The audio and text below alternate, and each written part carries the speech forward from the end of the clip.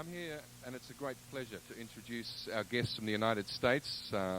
I've met Richard and Tara Sutphen on several occasions in London, as well as here in Australia. I think he's on his second or third visit down here from his native Malibu in California. They're acknowledged experts in their field, appearing extensively on radio and television in the States. He's written several books, which incidentally will be available on the table outside at a book signing from 7 until 7:15. When you can sort of go to the ladies or the gents and buy a book, and Dick and Tara will sign for you. There will be a break for all that stuff at 7 o'clock, or you can buy a copy from the MBS shop, stand number 240. This workshop is being recorded by Quick Copy, and you can obtain a cassette tape of it from tomorrow morning. Okay, so look, that's plenty from me. I'd like you to please now join me in welcoming our guests from the United States, Dick and Tara Sutphen. Thank you.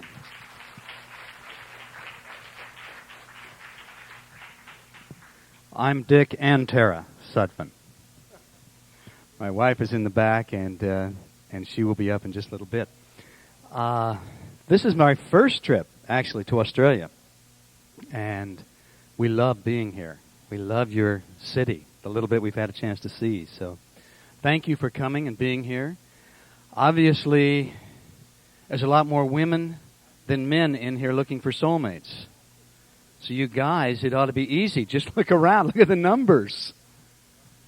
All you've got to do is choose from all these ladies, right? Is everybody in here, I take it, I'm assuming, are you looking for a soulmate? Let me see. Humor me with the hands up, you think. Now, some of you are not. Some of you got your hands down. You found him. Isn't he good enough or what? Aw, I love you. Thanks. Thank you. Well, those of you who are looking for the soulmate, are you tired of looking? I'd like to get just an idea. You're really sick of it? Discouraged? This is what it is everywhere we go, every place where we've done this particular process. I think I can share some things that may be of value. I really do. As Richard said, I've written a lot of books. The books all have one common theme. They all incorporate reincarnation. And, of course, the idea of a soulmate is part of reincarnation. The idea of soulmates doesn't really work without the concepts of reincarnation and karma. So, I'm assuming that everyone in here has a basic understanding of reincarnation, but if not, let me go along with me for just a minute here, and let me say just a few things about it, and then if you want to ask questions at any point, ask questions, share, complain, gripe, why, just put up your hand, and I hope you'll interact with me, because we've got about 4.5 hours here, and I want to use the time to the maximum that we can. So, karma, cause and effect. If I were to pick up a rock and I were to throw it out into a pond out there, the rock, I am the cause, the rock's the effect, it hits the water and ripple out. And they'll ripple out and go back and ripple out and go back until through a natural law, the pond will return to its tranquil state. The same is true of our thoughts, our words, our deeds. They're like the rock. They go out into the universe, and if they're at all negative, they seem to upset the tranquility of the universe, and they will ripple out and back upon us until such time as we, like the pond, return to this natural, tranquil state. That state that is most natural for us to be in. So, if you accept these ideas, then everything you think, say, and do is creating karma. And much of this, of course, is day-to-day stuff. You're creating karma every day, and you're paying it off every day. All the negative things that happen in your life, that's paying it off. All the good things, you could say, are rewards. I feel the karma either is or isn't. It can't be halfway. And to me, as a result of working in the field for well over 20 years, I see karma as the philosophical basis of reality. It explains it all. It explains all the injustice and the inequality in the world, and all the injustice and the inequality in your life. So, if you accept these ideas, then it's you and you alone who are responsible for everything that has happened to you. Everything. It's not God, it's not the lords of karma who have bestowed suffering. It is you who have set everything up as an opportunity to learn. I am totally convinced this is the way it works. I've been regressing people, working with people. I've worked with about 125,000 people in seminars that last one day or several days. And so I've got an incredible history, data, information to draw upon, to look at this, to see why relationships work, why relationships don't work. I got involved in the work not because I intended specifically to do relationship work, but because when I was doing private sessions, we had a hypnosis center in Scottsdale, Arizona, I would have people come and they'd want to be regressed, they'd want to explore psychically, they'd want to find out why their relationship was such a mess. And nothing hurt like the relationship. You know, you can have problems with your career, you can have problems financially, you can have problems with friends, taxes. None of it hurts like a relationship that's not going well. So, as a result of an incredible amount of data, I did the first book, which was called You Were Born Again to Be Together. And it was a study of what I call predestined love. The idea that people are coming together as part of destiny. It is destined that they establish a relationship again in this life. Now, if you want to look at your karma, all you have to do is look back at all the people in your life that made it difficult. Everybody in here has got people in the past that have made life extremely difficult. Now, that was karma. You set up. You set it into play. And it was a test as to how you would handle the problems. So how did you handle it? Did you handle it with love and peace? And when he broke your heart, did you just say, well, it's okay, go with God? Or did you get angry and hostile and desire revenge? Because that will assure you'll come back together. Boy, have I seen that. Now, people in the audience are doing this. Starting to close down right at that point. You don't want to come back with him or her? You'll come back with the people that you've had problems with. I'm convinced. I've seen it again and again. I have worked with people where they want to know the cause of this messed up relationship, and we'll start maybe back in ancient China. And a case I can recall, the woman couldn't have a child, and so the husband kicked her out. And that was that was the ultimate disgrace in China at the time. And so the next lifetime around, it was her turn to get him. And she did something terrible to him. And the next time, it's her turn again. And sometimes the sex is reversed, but we followed it over the centuries to look at this history of relationship. And here it is today, and they have another chance, another opportunity to learn to rise above the effects.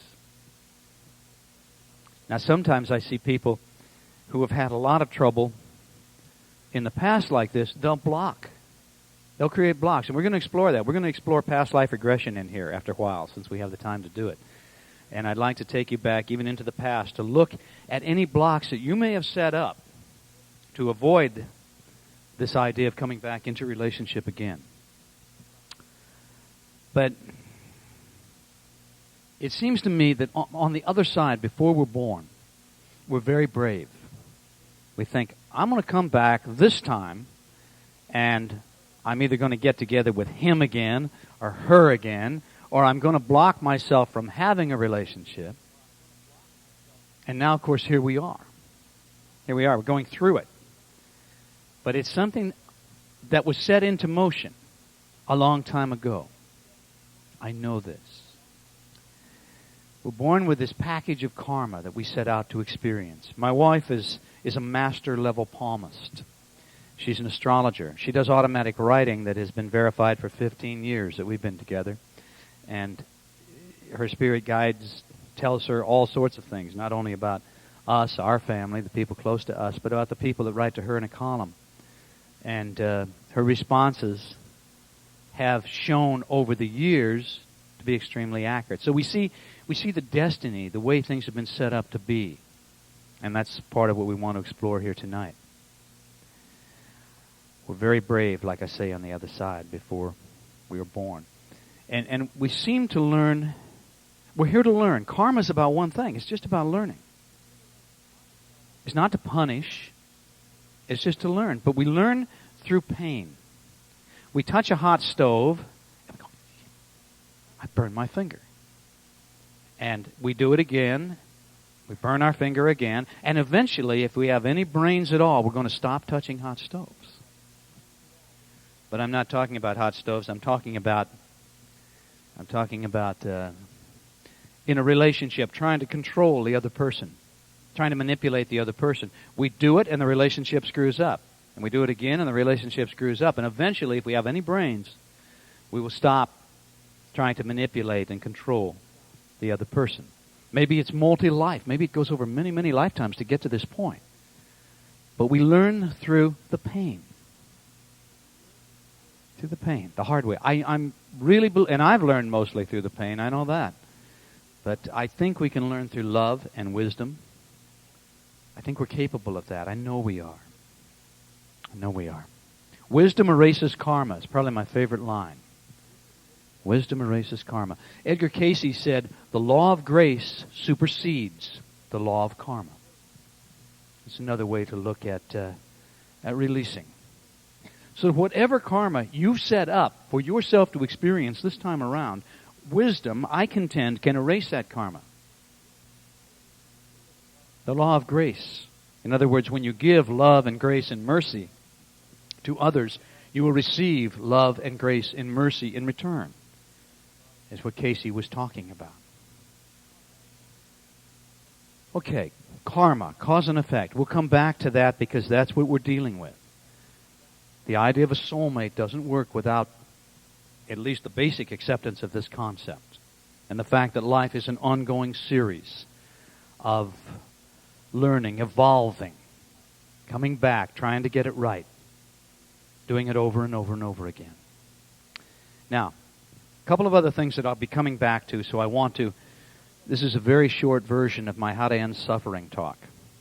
And even though it's simplistic, actually it boils it all down. It pares it down. Buddha said, it is your resistance to what is that causes your suffering. Now, that is probably the best summary of Buddha's incredible wisdom that I could come up with in one sentence. In other words, it is your resistance to the things that you haven't been able to change up until now that has caused your suffering. And so, one of the primary things that I teach is the acceptance of what is. Now, when you accept karma, you accept self-responsibility. There's nobody to blame. If you don't have the relationship you want, there's no one to blame but yourself because of something that's happened in the past. You set this up to be just the way it is. And for everybody in the room, it's something different. And I want to try to find it tonight. But number one, accept self-responsibility in the form of acknowledging that karma is the basis of reality. Number two, accept that what is. In other words, change the things you can change, but don't resist, don't fight the things you cannot change. And the primary thing that you can't change is another human being. We can't change other people. We need to accept them as they are. You know, this gravity exists. You don't resist gravity. But that's what is. Gravity is what is. But we resist it when it comes to other people. We resist it maybe when we don't like something the government is doing, or we don't like something that we are subjected to, or we don't like what our friend is doing or our lover is doing. We resist it, and it's our resistance that is causing the suffering. My mother had a prayer. She was a devout Presbyterian, and she had a prayer above the couch that says, and you've all heard this before, God, grant me the serenity to accept the things I cannot change, the courage to change the things I can, and the wisdom to know the difference. And I used to tell her, I'd say, Mom, that's Zen. And she'd say, no, that's Christian. That's not Zen. So, but it's saying exactly the same thing. Resist what you can't change. You simply make your life miserable. Because this is a biocomputer up here, and if you feed it negativity, you're going to get back negativity. So when people really get that what is, it changes their life. It literally changes their lives. If the world could simply get that what is, boy, we would have a new planet tomorrow. But it's not taught. It's not taught. And so people resist things that they cannot change, and they make their life miserable. Now, I also teach, number 3, I teach what I call detached mind. My background is martial arts, and I had a sensei that taught Zen. And so I started with Zen, and then I incorporated all the metaphysical ideas, but I always go back to the Zen. And this is the goal of Zen, detached mind. There's attached mind and there's detached mind. Attached mind is when you have all the good stuff up here, all the joy and the wonderful, happy, fun things. But as outside conditions change, you fluctuate down to neutral, all the way down into the basement of emotions, anger and hostility and resentment, desire for revenge. That's attached mind. Detached mind, the goal of Zen, is to have all the good stuff in life, to enjoy everything that there is to enjoy. But as outside conditions change, you fluctuate just from here down to neutral. In other words, you allow the negativity to flow through you without affecting you. Easier said than done, but it's a goal. It's a goal. And the more you come to understand these things, the more you are able to do it, and the better your relationship will be. The more open you will be to finding the relationship, the more that you can be detached. Love with everything you have, but at the same time, be detached. Let the negativity flow through you without affecting you. Now, if we have any professionals in the room, I'm not talking about psychological disassociation. That's a defense mechanism to avoid reality. That's not it at all. I'm talking about intelligence. Through intelligence, you stop reacting negatively. When you stop resisting what is, when you realize that by reacting negative, all you're doing is making it worse for yourself, you begin to detach because you don't want to make it worse for yourself. It doesn't make any sense. Feed it negativity, it gets back negativity. So, I'm talking about being totally involved in your life, but at the same time, allowing the negativity to flow through you. So, as an example, let's just say that here you are, you've come down to a spiritual gathering. You're doing good spiritual stuff here. But somebody out in the parking lot just ran into your car and just blasted the whole side of your car. Didn't leave a note or anything. They just took off. Now, that's what is. You have two choices in how you respond to it. You can just moan and groan and carry on and scream and yell and demand satisfaction from the parking lot and tell everybody that you know about your messed up car for the next 6 weeks. That's the way people with attached mind will tend to respond. Now, with detached mind, the whole idea would be to say, well, I get upset with it, but it's just going to make it worse. I'm just going to program negativity, so why bother? I'm going to have to deal with it. I'm going to have to talk to the insurance company. I'll have to get it fixed. Didn't really need this, but that's what it is. I'll just do it. Now, in one case, you're making it worse. In the other case, you are simply dealing with what you have to deal with, and you are not adding to it. So, we're talking self-responsibility with karma, talking about accepting what is, and we're talking about working towards developing detached mind. Detached mind. The idea is to be in the world and not of it, to be a force for enlightenment working in and through human society. But you could apply this to everything. It's the resistance that's making us miserable. The resistance that we are encountering in all parts of our life that are making us miserable. So, okay, last point, number 4, would be viewpoint. If you want to end suffering in your life, you want to attain peace of mind, 4 points here. Viewpoint. You can always choose how you're going to view something. You always have that freedom. Reality exists as that which you experience. So the way you experience life is based solely upon the way you choose to view what happens to you. You can view it very negatively, very harmoniously. It's up to you. Okay, 4 points that we'll come back to here, as far as seeking now to establish the kind of a relationship that's going to work. Questions, comments, anything on this at this point? Okay. All right.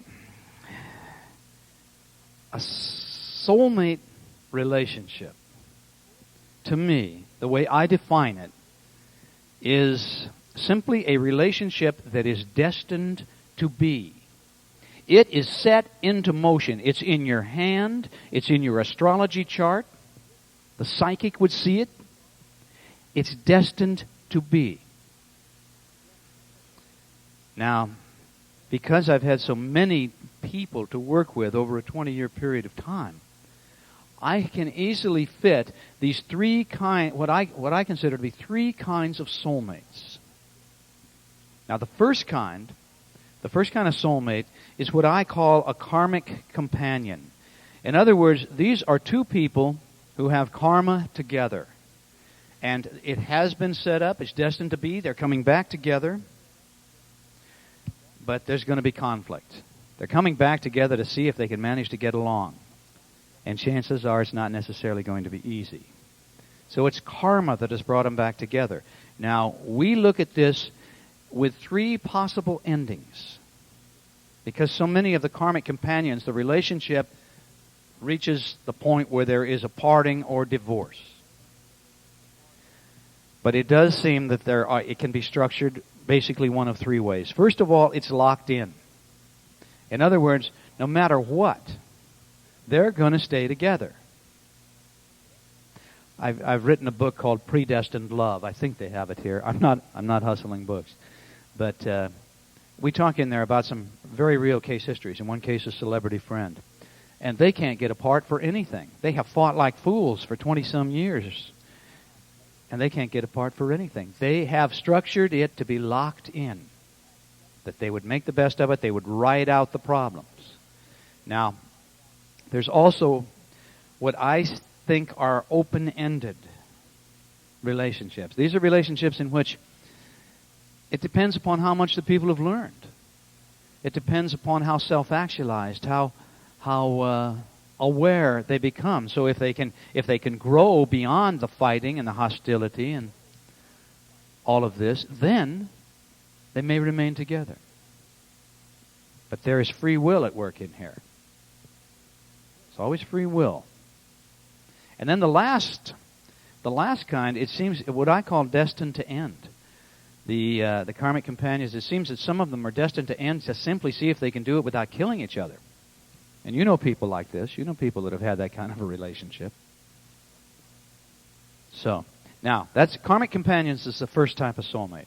Second type of soulmate is what I call dharmic bond soulmates. Dharma is your duty to yourself and to society.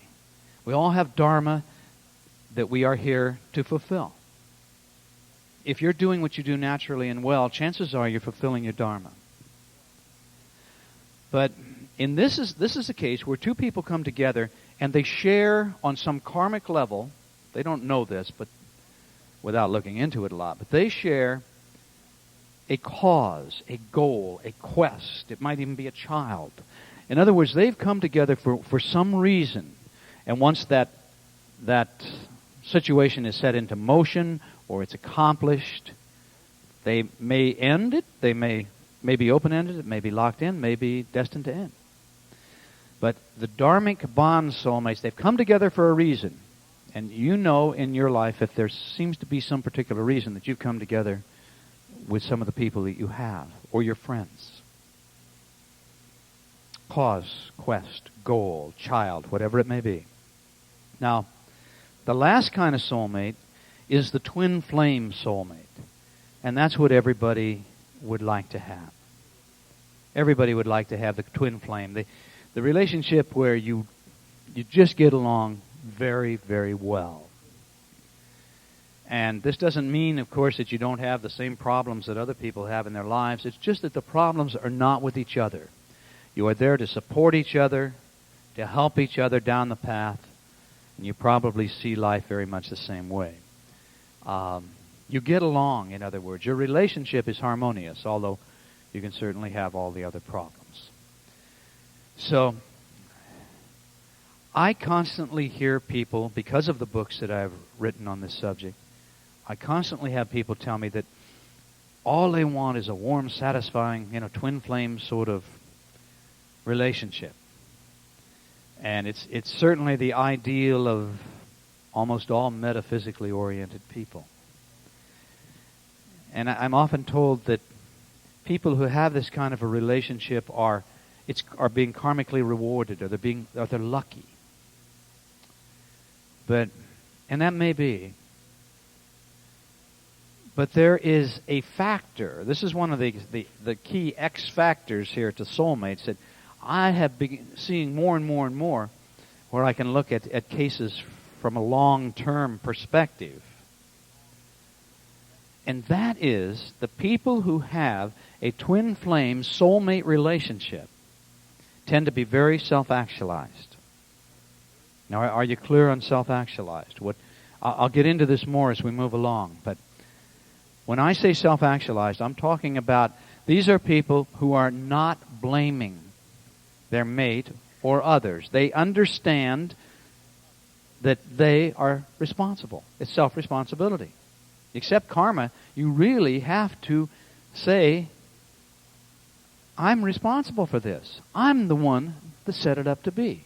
So, self-actualized people tend to be the ones that have soulmate relationships. These are people who do not have expectations of their mate. These are people who are not trying to manipulate or control their mate. They give their mate a great deal of freedom. At the same time, there's a lot of love and there's a lot of compassion. But they're self-actualized. The way they view life is the acceptance of what is, to quite a degree with detached mind, and self-responsibility. So, maybe because of their awareness, they have manifested a more successful relationship.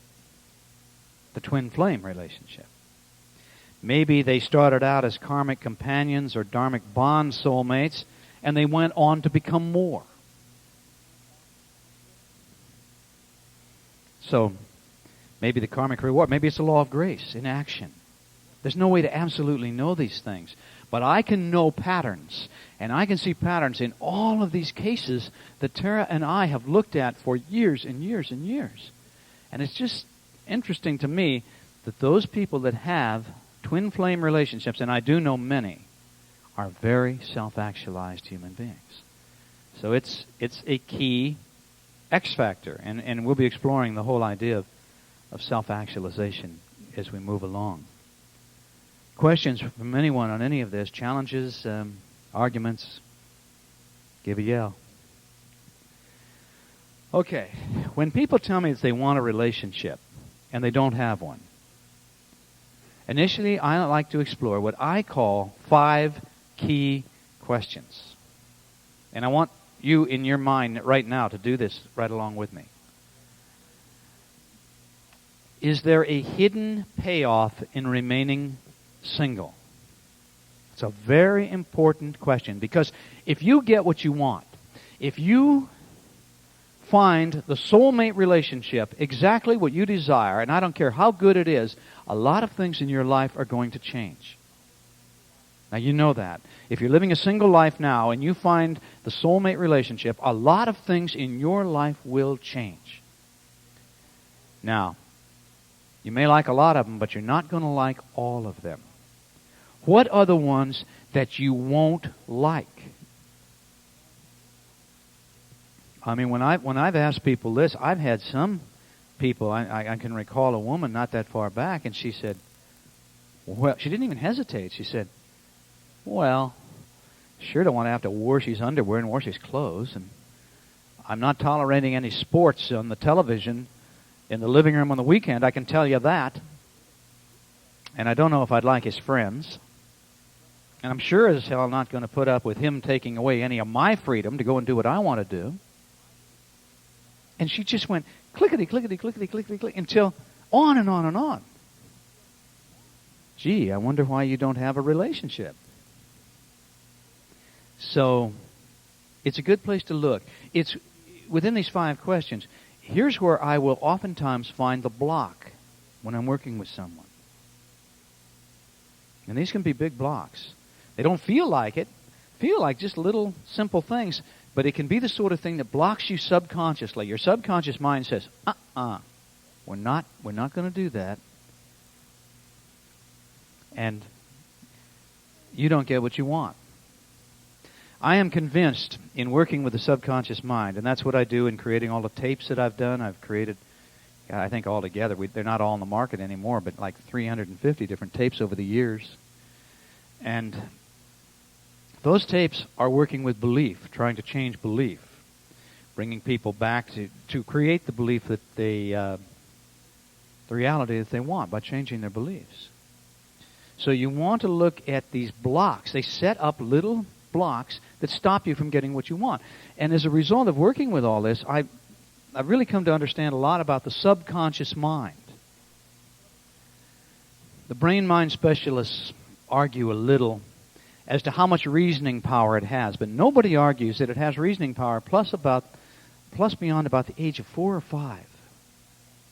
And that's not enough to guide an adult. It seems that the subconscious mind has one goal, and that goal is survival. It doesn't give a damn whether you get what you want. It just wants to survive. It's survived for centuries upon centuries and centuries just fine. You've died, you've come back, you've died, you've come back. Doesn't care if you get what you want. It just wants to survive. It's separate in here. It's a memory bank. It guides you as a result of all the past memories. Way back. If you wonder about reincarnation, I was working with when I was doing some of the earliest research, I was working with a Navajo shaman named David Paladin. He was an incredible teacher for me, and he introduced me to a physicist who was working in White Sands, New Mexico, at home. And that's where our atomic testing laboratories are in the United States. And he said, spending an evening with him, and he said, you know, I used to be an agnostic, but he said, as a result of the work that I'm doing today, I'm no longer an agnostic. And he explained what they were doing. He said, we are isolating the smallest little molecule of energy. It's much smaller than an atom. I think he called it a tachydon. It's way too small to be seen with the naked eye. But what they do is they isolate it in a cloud chamber. In other words, a little sealed cloud chamber. Glass cloud chamber. Nothing else is in there. Nothing can get out. Nothing can get in. And they can photograph it on ultra-high sensitive film. And he said, this little molecule will have a size and a weight and a pattern and a speed, and it will live its life within this cloud chamber. And then, eventually, it will fall to the bottom of the cloud chamber, appearing to die. But he said, when we leave the camera running, now remember, nothing can get in, nothing can get out. Pretty soon, here it is, it's back again, back up. Now it has a new size, a new weight, a new pattern, and a new speed. And this physicist said, I know I'm energy. Energy cannot die. It can only transform.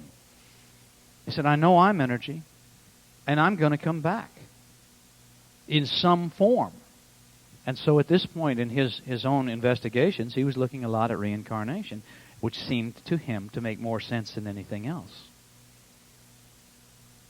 we come back again and again and again to get it right. And we carry with us these blocks from the past as we do. Okay, I got off on a tangent there. Number 1, 5 questions. Is there a hidden payoff in remaining single? Number 2 is, do you know how to give? Now think about that. It's a simple question. But I know people who really claim to want a relationship, and they're takers.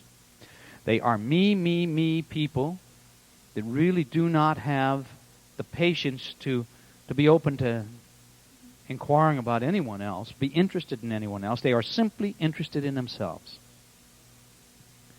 And if you don't know how to give, you cannot possibly end up in a good relationship.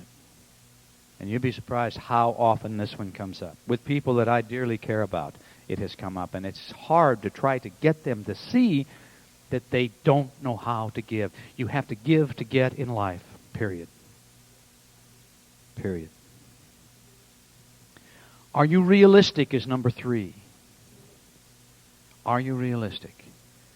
And that is going to mean different things to different people. We know, Tara and I know very well, a woman in New York City who is 43 years of age. She's a pretty girl. She's got a lot on the ball. But she's only attracted to guys in their late 20s, maybe their early 30s. Now, there's certainly nothing wrong with the older woman, younger man scenario, but obviously it's going to limit options. And when we were there a while back, now, as I say, she's 43. A guy in his mid-50s asked her out. He's very good-looking, very successful man. He asked her out, and she was so offended that he would have the audacity to invite her out on a date that she was just totally upset about it. And there's nothing that we could say in regard to give it a chance. I mean, be open. No. No, only interested in the very, very young men. So, there's a lot of ways to approach that. And also, when it comes to realism, I would say if you're expecting a soulmate fireworks to just explode when you meet this special person, that's being unrealistic. Could happen, but don't expect it. Huh?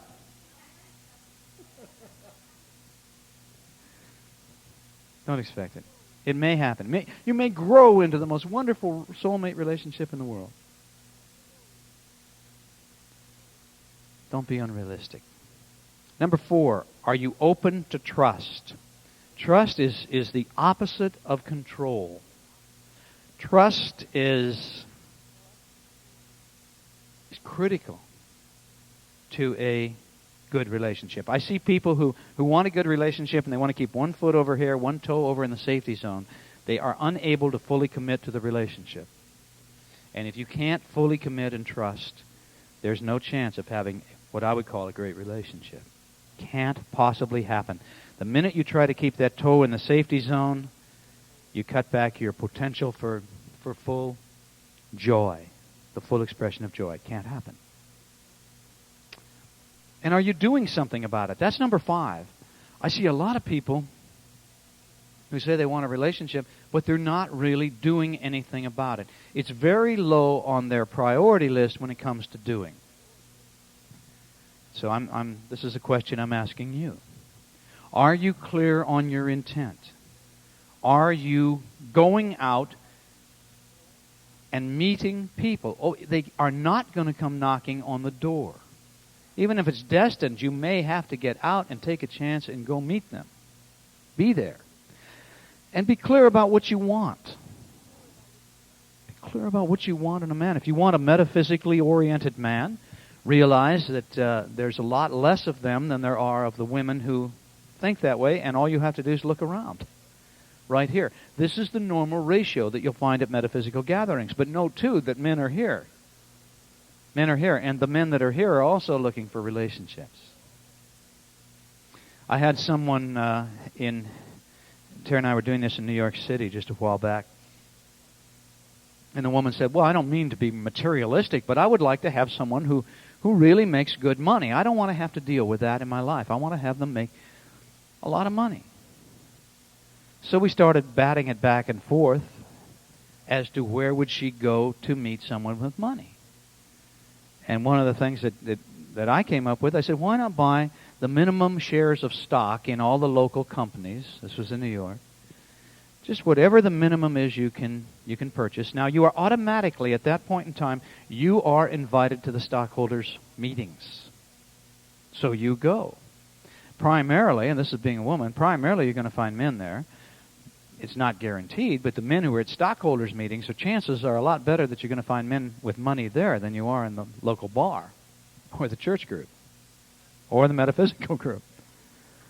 So, be clever about it. Be realistic about it. What do I want? It's okay to want whatever you want, but you have to get out and you have to do something. Can't you stay home and think they're going to come in off the fire escape? Because if they do, you really probably do not want them. So, to me, again, it's karma. We're talking about karma, karma, karma. You're opening. The root meaning of the word karma is action. Action. In other words, if you want to create the change in your life, you're going to have to act. You're going to have to do something about it. Okay, this is part of a setup, a tee-up here. I'd like to do just a light altered state of consciousness with you to make a point, because I'm assuming, looking here at the age of the group, that you all have had plenty of experiences, and I want you to look back and explore what I call, and what in America the psychologists have come to agree are the 4 relationship killers. There are 4 factors that kill a relationship more than any other. And we are all guilty of these 4 factors at one time or another. And the reason I will alter consciousness at this point is that it's kind of like removing the filters that normally block the subconscious memory bank. And it's a matter of focusing your attention down upon one thing. So I'll just relax your body. I'm not going to take you into a deep altered state yet. I will later when we do the past life regression work. But I'd like you to just see what comes up for you when I ask you about these 4 facts. You guys are ready to go, right? Don't talk, Richard. Just do it. Okay. I'd like you to close your eyes, if you will, and use deep breathing. If you've got your own deep breathing technique, why, use it. Otherwise, just a very deep breath in, and then let the breath out through slightly parted lips. And when it's all the way out, contract your stomach muscles and push it even further out and further out. This ends side 1 of your cassette. Please turn over immediately for continuation on side 2.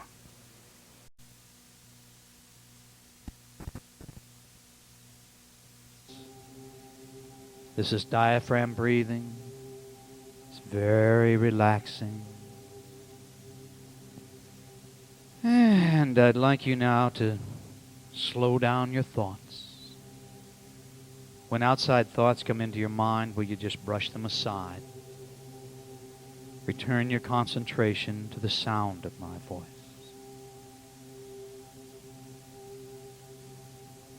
And in so doing, you allow the quietness of spirit to come in.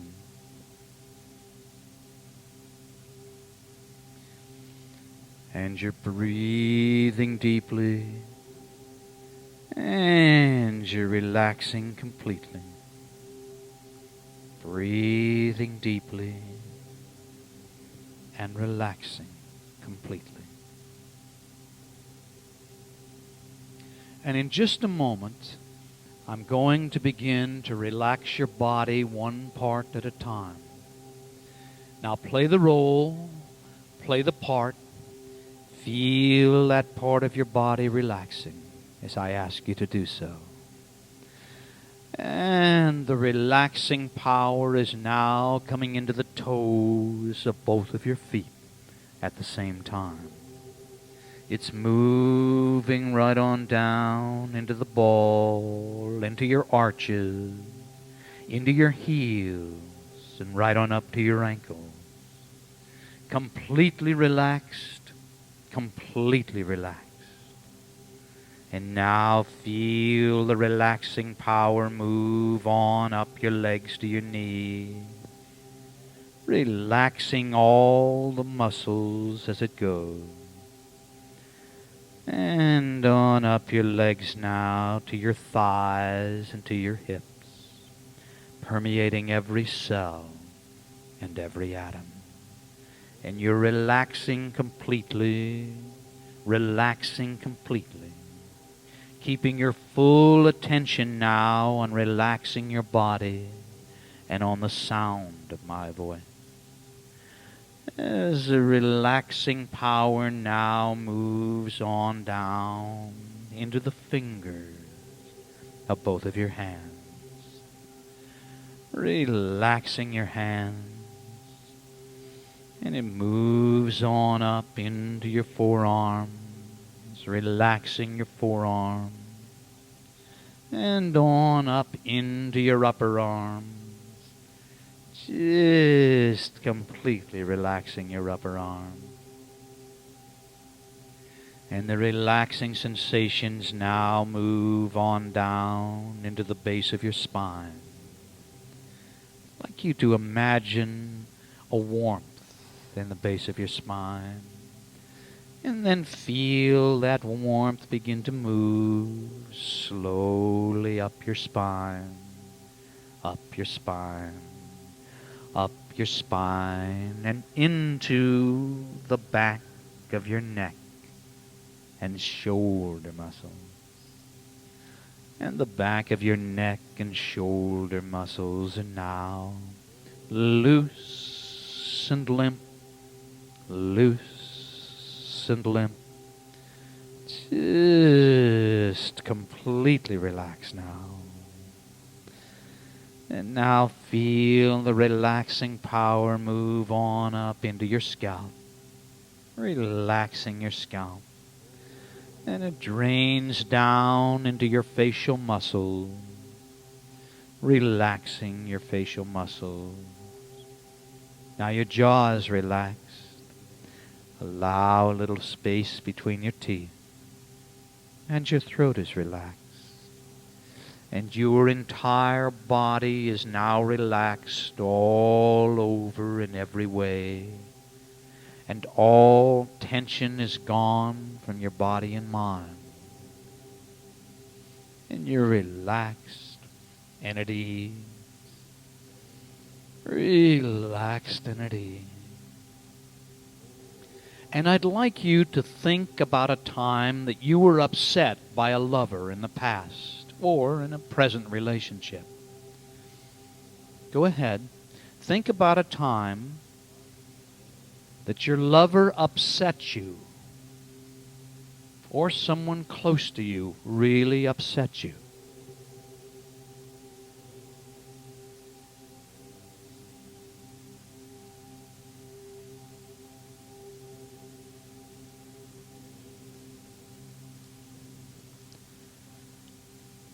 All right, now can you get that in any situation where you were upset, it's because you didn't get what you wanted? In other words, you weren't able to control your lover or this person close to you. It all boils down to control. Maybe you wanted your lover's approval and you didn't get it. Maybe you wanted your lover to be the way you wanted them to be and it didn't happen. Maybe you wanted more respect or consideration, or for your lover to be more responsible or passionate or monogamous. But you didn't get what you wanted and you got upset. You wanted to control your lover and you didn't get your way. Most of the conflicts in our lives are the result of our trying to control situations.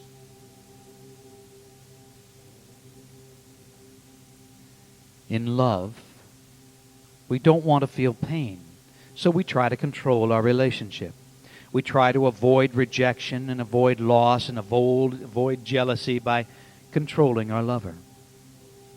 But the need to control is a fear-based emotion, and it never works. Usually, it just pushes the other person away. All right, now, I want to explore the 4 relationship killers as agreed by a very large study of psychiatrists and psychologists in America. Okay, now the first relationship killer is criticism of your lover. And I'd like you to recall a time that you expressed criticism and then realize that you were trying to control your lover through the criticism.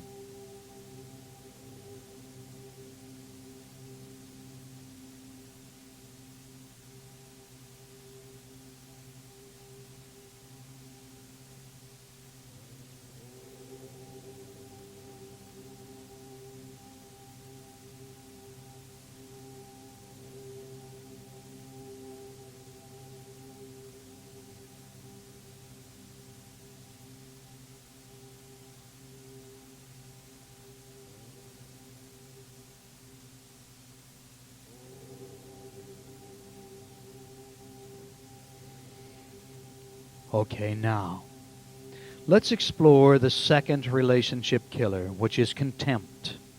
Contempt for your lover. Recall a time that you expressed contempt, and then realize that in expressing contempt, you were trying to control your lover through this expression of disapproval.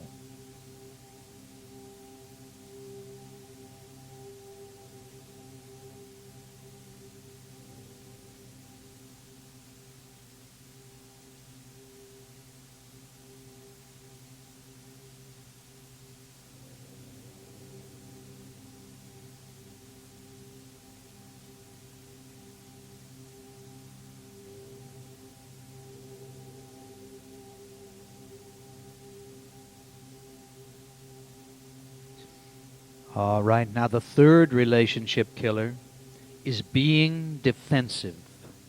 Recall a time that you were defensive with your lover and realize that in being defensive, you were trying to control your lover through your response.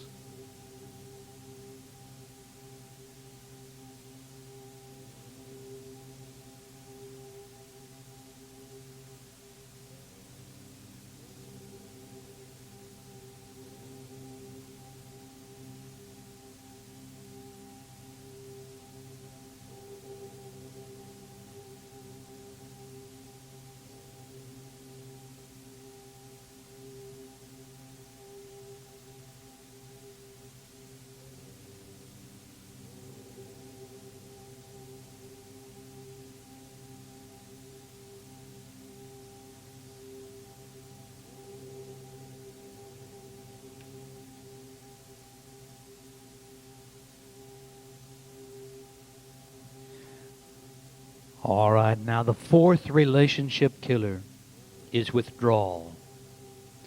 Recall a time you withdrew from your lover and realize that in withdrawing you were trying to control your lover through your actions.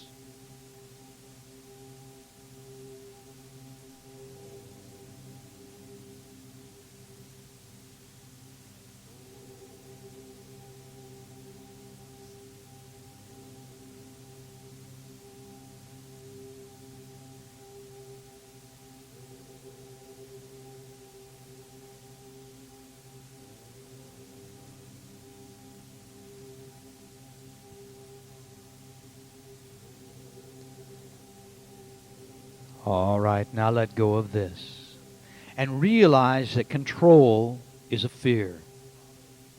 And if fear is the problem, love is the answer. And twin flame soulmate love is unconditional love. Evolved soulmate love is an expression of self-actualization in which you accept others without judgment or blame or expectations. Self-actualized soulmate love rises above the need to control, and it rises above the four relationship killers: criticism, contempt, defensiveness, and withdrawal.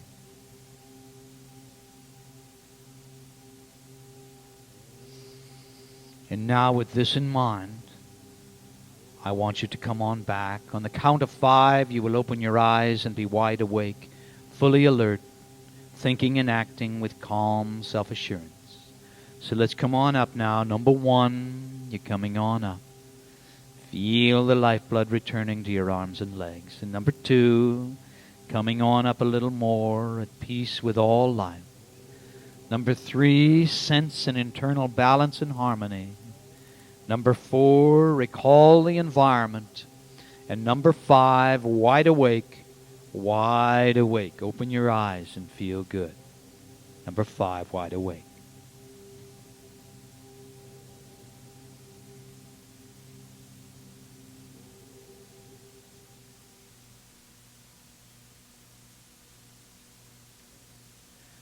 Okay, anybody wants to interact with any of this, please feel free.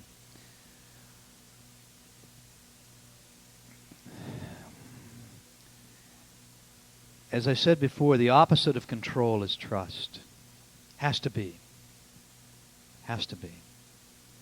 And we're never really in control of our lives anyway.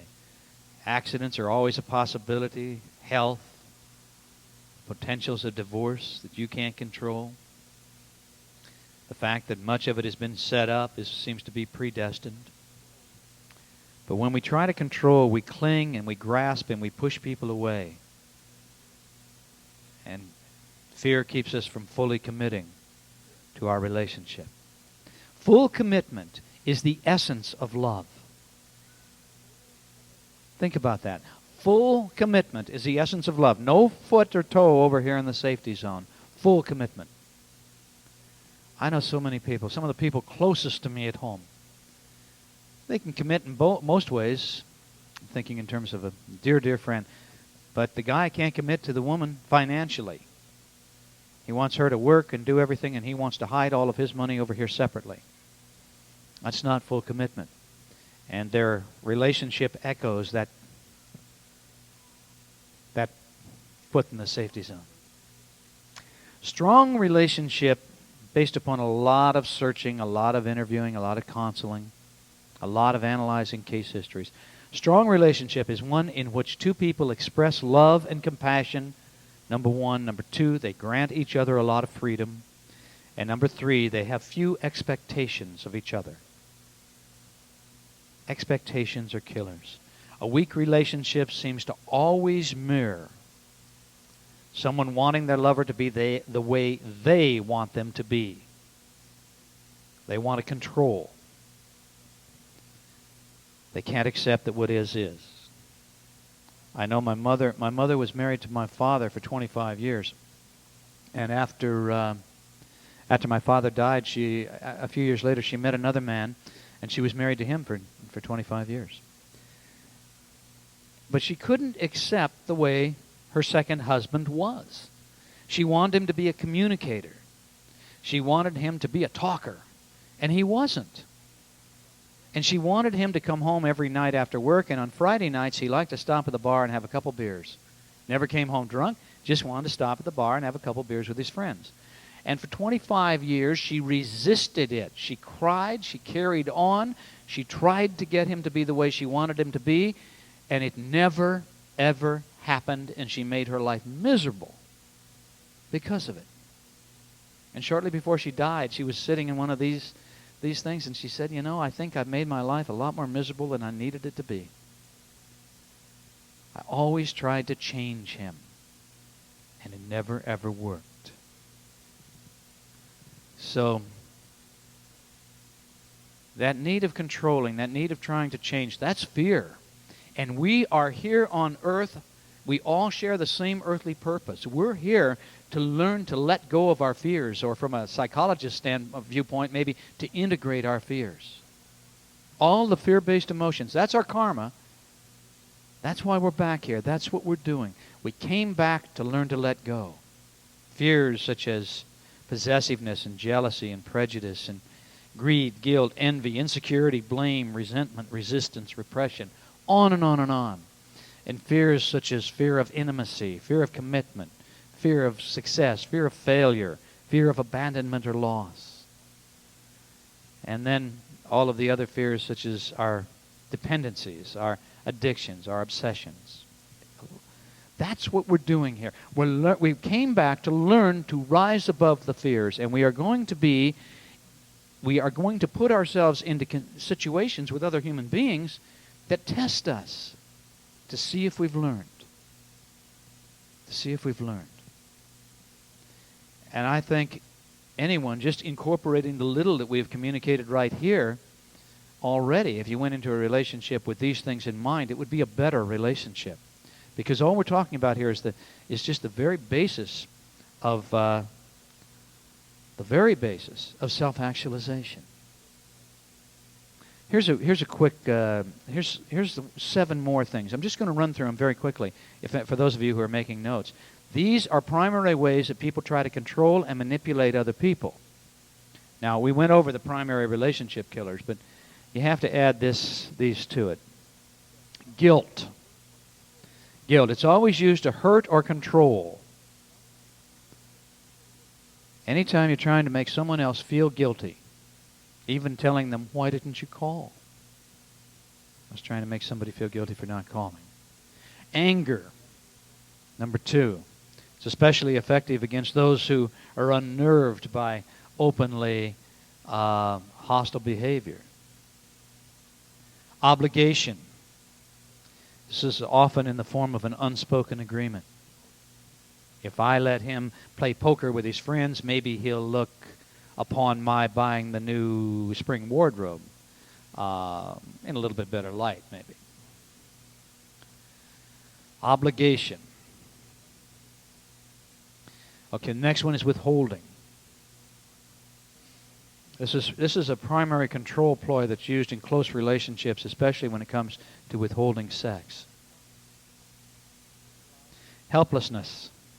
This allows the controller to claim that she or he can't do what she needs to do. Helplessness. Teasing. Teasing appears loving and affectionate on the surface, but it's a way for the teaser to make an indirect statement. And questions. Questions can be an attempt to control especially when the person asking the question already knows the answer. So, okay. I want to do another altered state session, and I want to get Tara up to do one of hers. She's got a very powerful session that she'll do with you. And then, as we move on in after the break and all, we'll move towards regression, to go way back and find out if there's anything beneath it all that we need to explore. Yeah?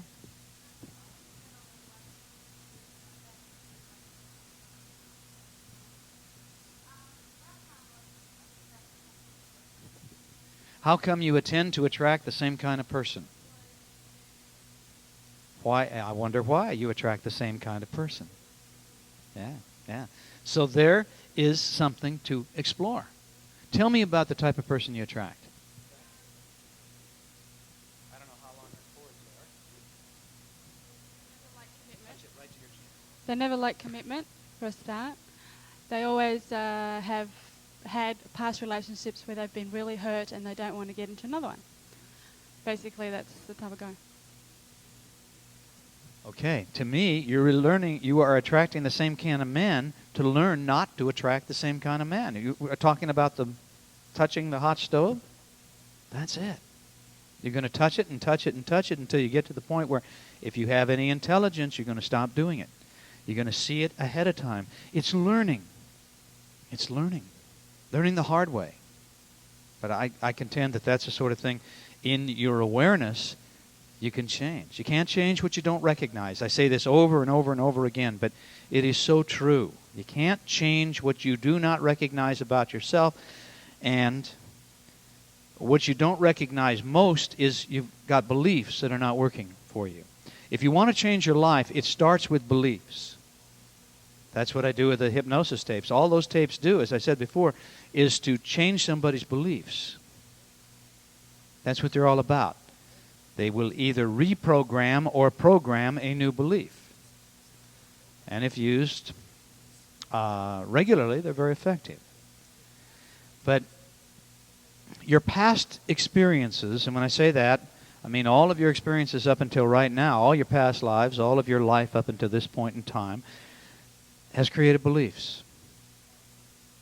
And those beliefs are affecting you. All too often, they're fearful beliefs. Beliefs, for those who were with me yesterday or the day before here, I have to recover this a little bit, but from a different perspective. Beliefs create your thoughts and your emotions, which in turn create your experiences. Now, that is agreed by everyone out there in the brain-mind profession. Your beliefs create your thoughts and your emotions, which create your experiences. And the beliefs are not hidden. You just don't normally question them. It doesn't come up for you. And I'm not talking about all the surface beliefs like religion and politics. That's not it at all. We're talking about the deep beliefs that cause you to respond to things the way you respond. So, you have very few facts in your life, actually. Most of your life is constructed around beliefs, most of which you're not aware of. So here's what I want to do, and we're going to do this in the process. I'm going to put you back into the altar state, and I'm going to explore soulmates through this very simple technique of exposing belief. But it is simple as it is. It's real, it's powerful, and it can show you maybe how some of your beliefs are blocking what you desire. Now, what I'm going to do right now is I'm going to start a sentence. And I want you to finish that sentence in your mind. Don't hesitate for a moment. Just instantly finish the sentence in your mind, okay? Silently in your mind. All right, now here's the sentence. I believe finding my soulmate will be...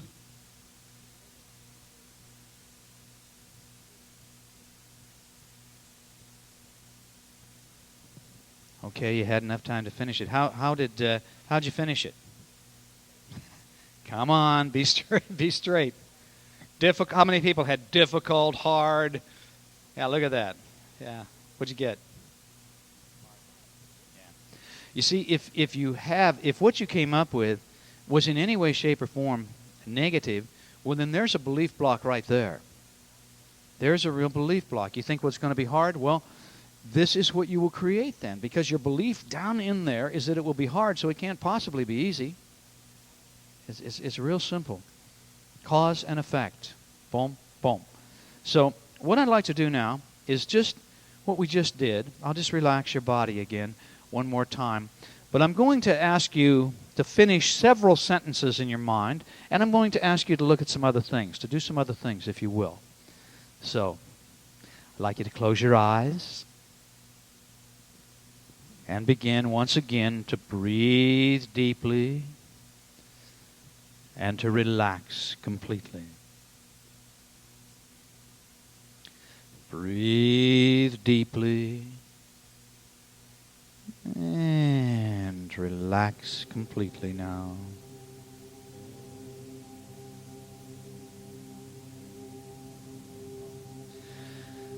Slow down your thoughts. Slow down your thoughts. Allow the quietness of spirit to come in.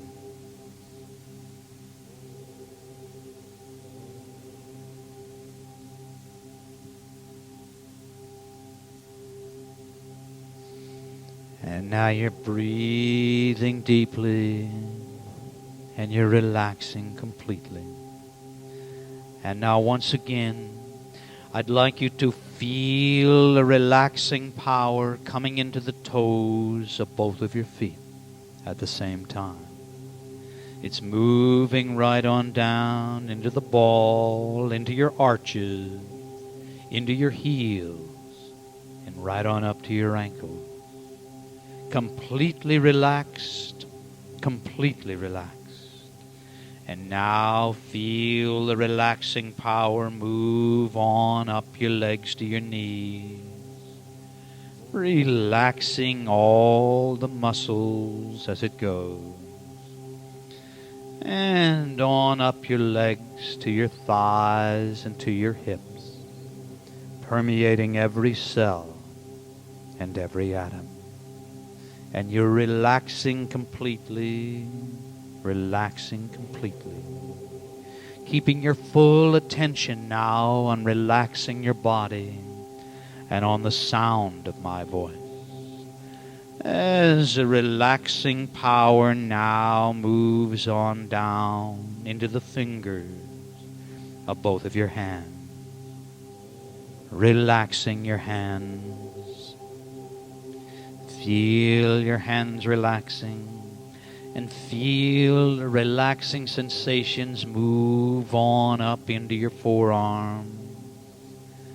Relaxing your forearm. And on up into your upper arms. Just completely relaxing your upper arm. And the relaxing power now moves on down into the base of your spine. Feel the warmth in the base of your spine.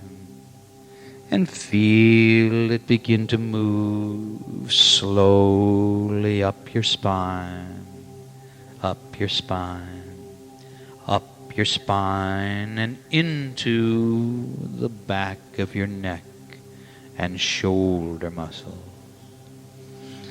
And the back of your neck and shoulder muscles are now loose and limp, loose and limp, just completely relaxed.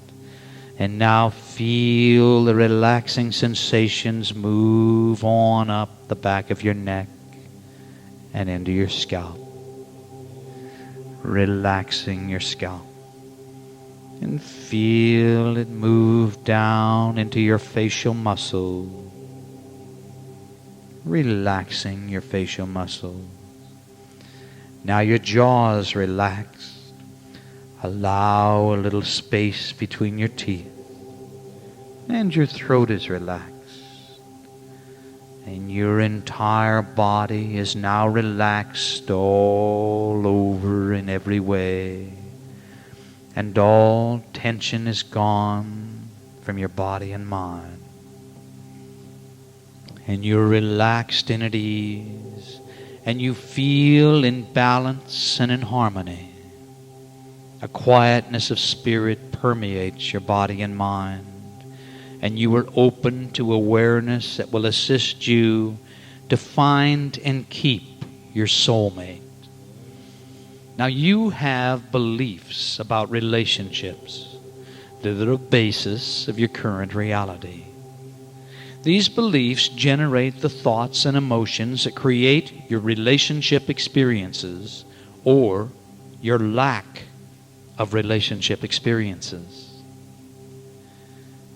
Now, to better explore some of your beliefs, I'm going to begin a sentence and you will finish it. Instantly in your mind, don't stop long enough to even think about it. Just instantly, mentally finish the sentence I begin. And then, take a few moments to look at your emotions in regard to each response. Maybe you'll respond positively to a sentence, or maybe you'll respond negatively. Any negative responses will indicate a belief area that you need to work on. Okay, let's get started. Here's the first sentence. The idea of fully committing mentally, emotionally, and financially to a lover makes me feel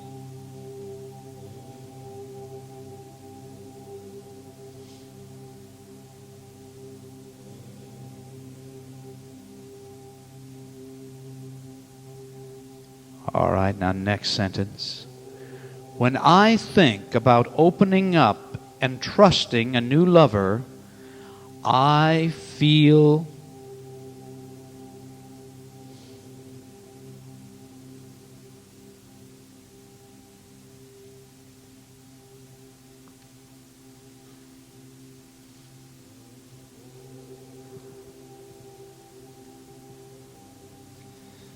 next sentence. The idea of taking on the responsibility of a one-to-one relationship makes me feel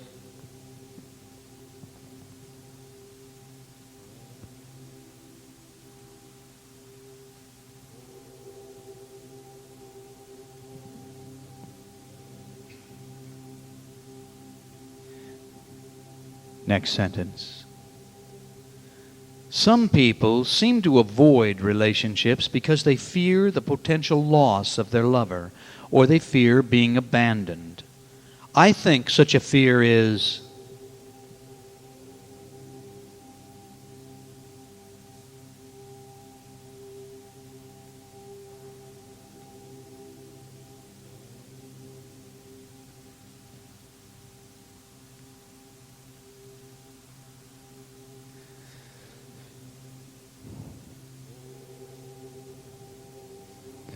okay.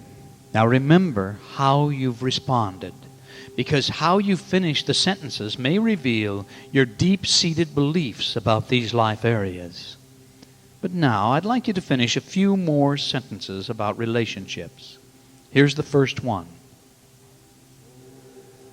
I believe my chance of finding and establishing a soulmate relationship is...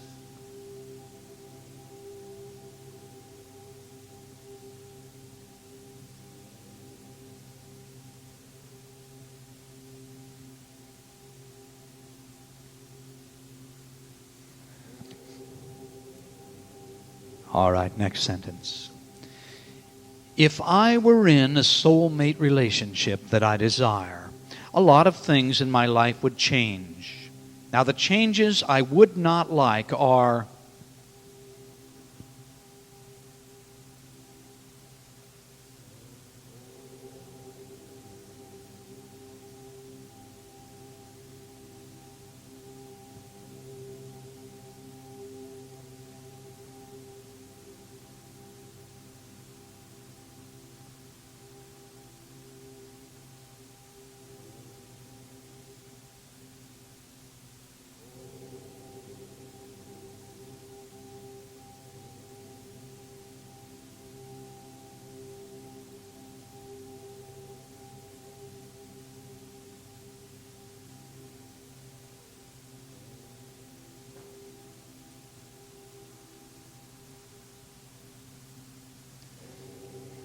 All right. Now, these changes that you don't like may be subconscious blocks that are keeping you from finding your soulmate. In other words, there may be a payoff in keeping things the way they are. And I'd like you to meditate upon this for a few moments.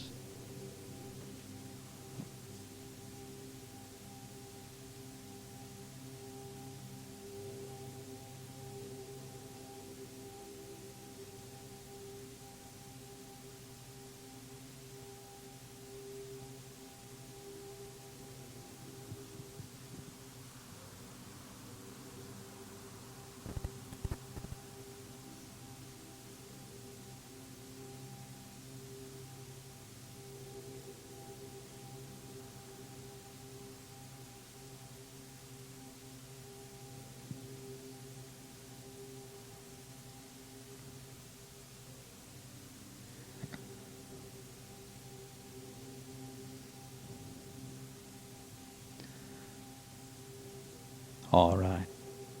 Now remember everything that you're perceiving. Remember it. But let's move on. Now, trust the very first thought that comes into your mind. And here's another sentence that I want you to finish. This may be several thoughts that are going to come into your mind. Just be open to whatever they are. Don't try to control them. Let it be. Here's the sentence. The primary reason I haven't been able to find a soulmate is...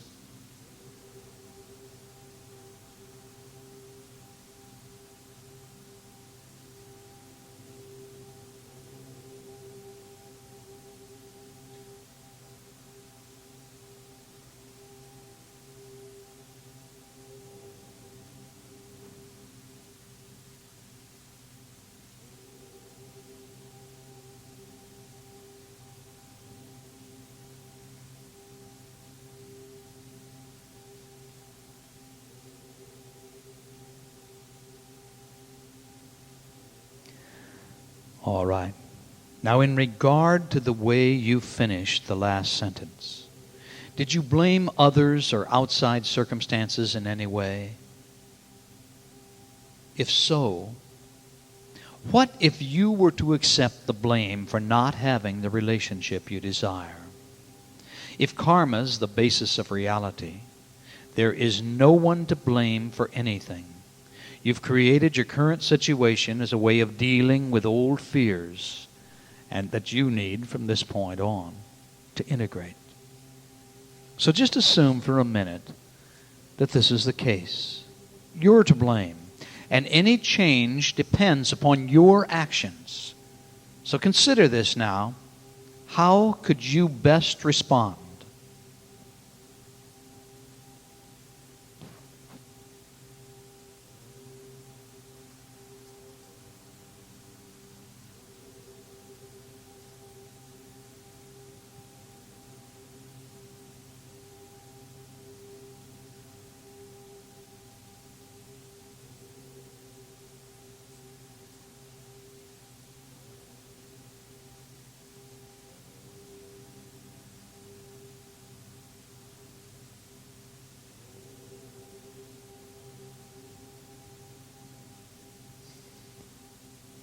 Okay, now here's another question.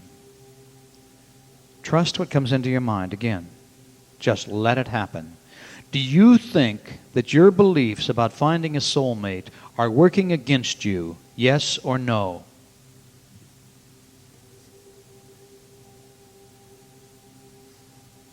All right, now if they are working against you, what belief is primarily working against you?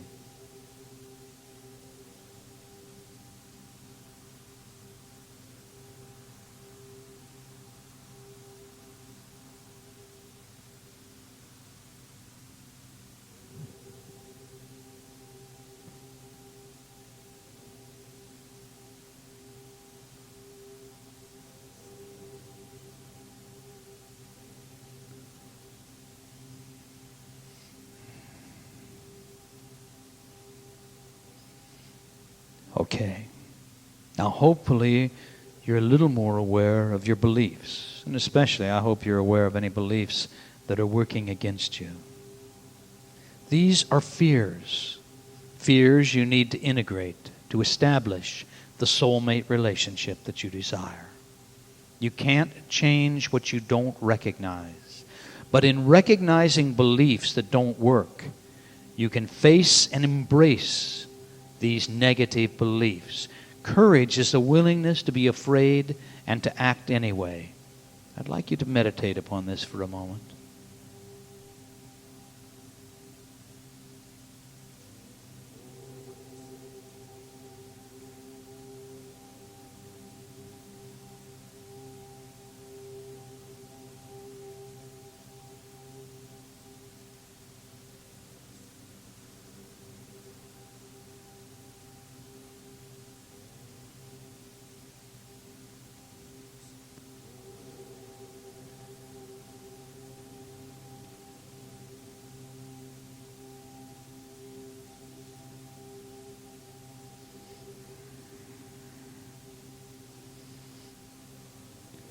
All right.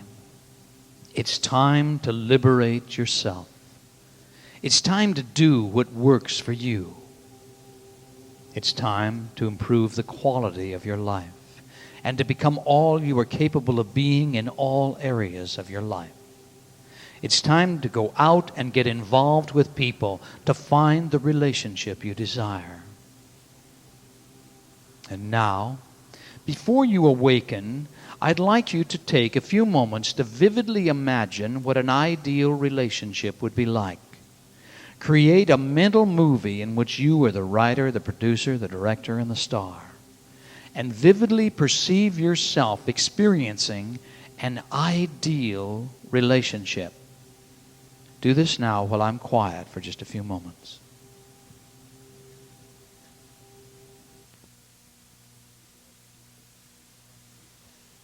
For continuation of this session, please go on to the next cassette. All right. It's time to liberate yourself. It's time to do what works for you. It's time to improve the quality of your life and to become all you are capable of being in all areas of your life. It's time to go out and get involved with people to find the relationship you desire. And now, before you awaken, I'd like you to take a few moments to vividly imagine what an ideal relationship would be like. Create a mental movie in which you are the writer, the producer, the director, and the star. And vividly perceive yourself experiencing an ideal relationship. Do this now while I'm quiet for just a few moments.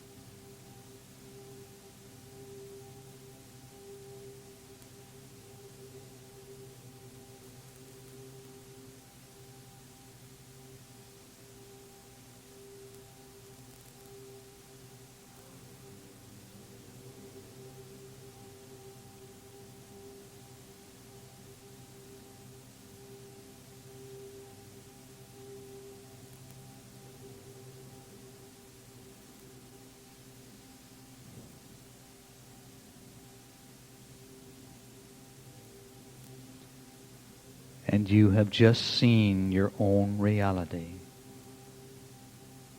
You have the power and the ability to create any reality you desire to live. You can do it. You must trust yourself and believe you can do it. Now we're exploring the concept of soulmates, and we're going to continue to explore. But each bit of awareness should be forming a picture for you.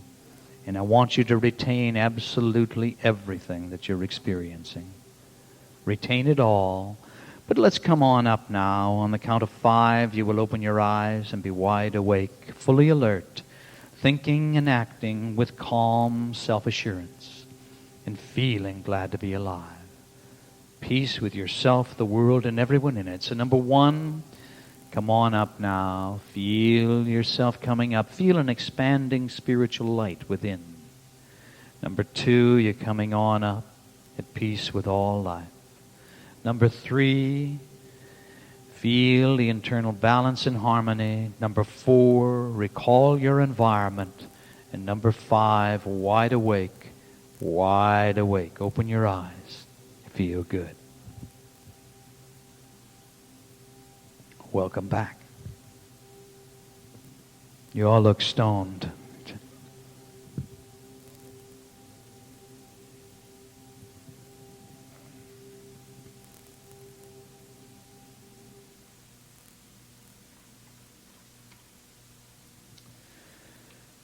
Okay. Fear. The idea is to rise above the effects of the fear. That's the quest. That's the goal. I tell people there's 5 ways in my mind that they can do that. First of all, of course, you have to recognize your fears. Again, I repeat, you can't change what you don't recognize. If the belief block is in there, you have to recognize it. Can't ignore it. It's keeping you from having what you want. Number 2, you've got to face and embrace the fear. It's hard to do that sometimes. It's scary. But courage is a willingness to be afraid and to act anyway. Number 3, you need to accept what is. You can't change it anyway. You can't control another person. So accept. Accept them the way they are. Number 4 is to become an observer of your thoughts. This is the old Gurdjieff idea, where you just step back and observe yourself doing what you do. Observe yourself responding. And you detach a bit in becoming the observer. You stand back and say, oh, there's Richard responding with anger again. And this helps you to cut loose, to let go of this. And number 5, again, you're always free to choose how you want to view any situation in your life. And remember that expectations will drive you crazy in a relationship. The idea is to choose your lover wisely and then let go of the expectations. Questions, comments, responses, reactions here? Anyone? You're accepting all this just right across the board, right?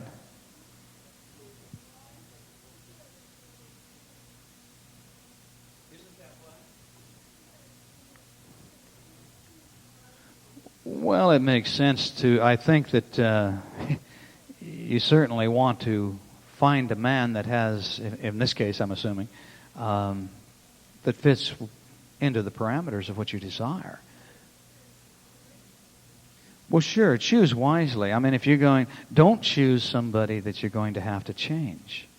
You know, if the guy is an alcoholic and you think, well, I'll just cure him of all that, that's not a wise choice.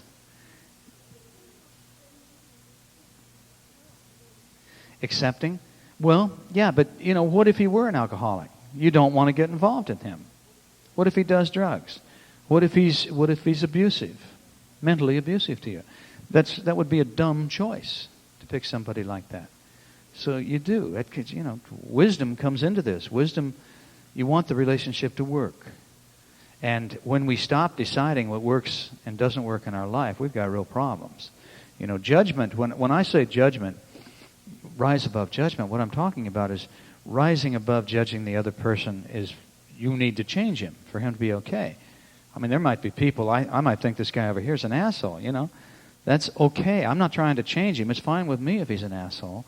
But I know it's not fine for me to spend time with him because it's not going to work for me. If we stop that kind of judgment in our life, then we're in bad trouble. But it's where we want to change someone else that I think we really are making a mistake. Yeah.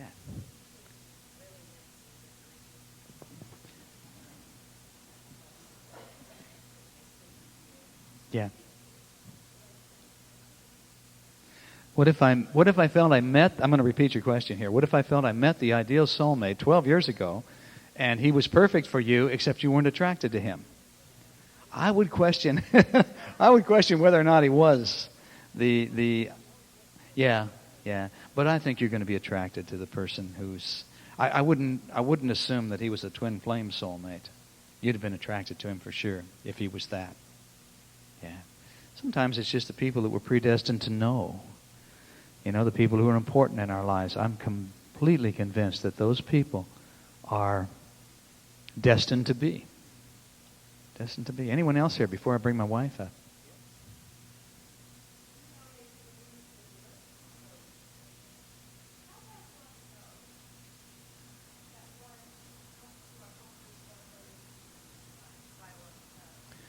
Well, I think it's possible. I think that's possible. And the only way anybody's going to know is going in here. Now, you can work with a palmist, you can work with the astrologers, you can work with a psychic, but still, I would have you count on what's going on right in here yourself. I think sometimes people have set it up so that they remain single. It doesn't mean that you don't have the ability to override that. Tara, the summer before last, she spent the whole summer combining Western astrology with Arabian astrology, simply trying to find out why some of our people that are, especially her girlfriends, were not in relationships. And she found some key factors that seemed to be a formula that showed. One girl is in her mid to late 30s, and she's a stewardess with American Airlines. She's flying New York to L.A. all the time, meeting really eligible men. She's pretty, got a nice personality. They're always asking her out. Nothing ever happens. Never comes together. And Tara found in that there was a block until a certain point in time. It's about right now. This was, as I say, a couple of years back. Well, right now, the men are just coming out of the woodwork because it's opened. Now, some people have a hard time accepting that degree of predestination. But it's there in the chart. We have another friend she did the same thing for. And then Tara started looking backwards at all the relationships and seeing when people came together and found it in the charts there again. That doesn't mean, to my mind, that doesn't mean that's absolute, that you can't override through wisdom and through the law of grace. But there do seem to be factors that we set into motion where something's happened in the past that we've decided, whoops, I don't want to deal with that pain again. You know? Somebody who, one guy that I remember who really wanted a relationship badly, but in looking at the past, he found out that what a bastard he was in the past life. And how he had abandoned his wife and his family and all the terrible pain that it had caused. And as a result, to learn about the value of a relationship, he came in, this time, more or less blocking himself. But again, karma's to learn. If he can learn the value of a relationship, sometimes I will set people on a path of what I call symbolic restitution. If he can learn, then he can rise above that much sooner. It's when you see an event in the astrology chart, it's not necessarily predestined as an absolute. Let's just say that you see a baby is born today, and a good astrologer is looking forward and they say, oh, wow, boy, when this kid is 35 years old, she's going to get a divorce. Well, the factors may be there that would indicate that, but maybe this child, as she grows up, maybe she becomes very self-actualized. And so she has learned. And so by the time she gets to, say, May of her 35th year, there's a little blip in her relationship. There is no divorce because she has risen above it through wisdom, through her own self-actualized perspective. For somebody else, that blip would have been a major coming apart. Seems to be so. Seems to be so. The more we can learn about who we really are through all of the techniques that are available, and even out here at the festival, I sure wouldn't want to endorse them all, but there's a lot of wisdom out there. There's a lot of value. So, all right. Well, I'm gonna bring my wife up here and have her do another altered state section before we do a break. Tara, I'm her biggest fan. She's my soulmate. I certainly feel that. Where I've explored the philosophy most of my career, Tara has explored the psychic sciences, and it makes a good combo for us because she is exploring on a one-to-one basis why something is working or not working. What are the snags? She's looking at, as I say, through automatic writing, through palmistry, through astrology, through handwriting analysis. She writes articles at home in some of the major women's magazines about some of these things. So, without further ado, hon, would you come on up?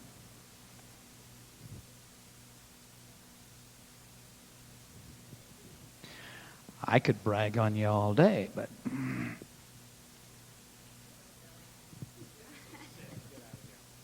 Hi, everybody. Well, I'm just going to take you on a little journey, and we're going to unlock your subconscious mind. Richard's real good at locking your conscious mind there, but I want to try to help you unlock your conscious mind. Oh, thanks. Am I stuck? Yeah, thanks. Wow. Don't worry about it too much. Anyway, so you can just get real comfortable, and I just want you to trust what you get, because we'll discuss it afterwards, okay? So close your eyes. Make yourself perfectly comfortable. Just completely relax. Breathe deeply and relax completely. Breathe through your nose and exhale through your mouth. Very deeply, very, very deeply. And feel calm and peaceful, relaxed and at ease. Calm and peaceful, relaxed and at ease. Breathe deeply and relax completely. Breathe through your nose and exhale through your mouth. Very deeply, very, very deeply. And feel calm and peaceful, relaxed and at ease. Calm and peaceful, relaxed and at ease. Breathe deeply and relax completely. Breathe through your nose and exhale through your mouth. Very deeply, very, very deeply. And feel calm and peaceful, relaxed and at ease. Calm and peaceful, relaxed and at ease. And now imagine yourself outside in the country on a clear summer night.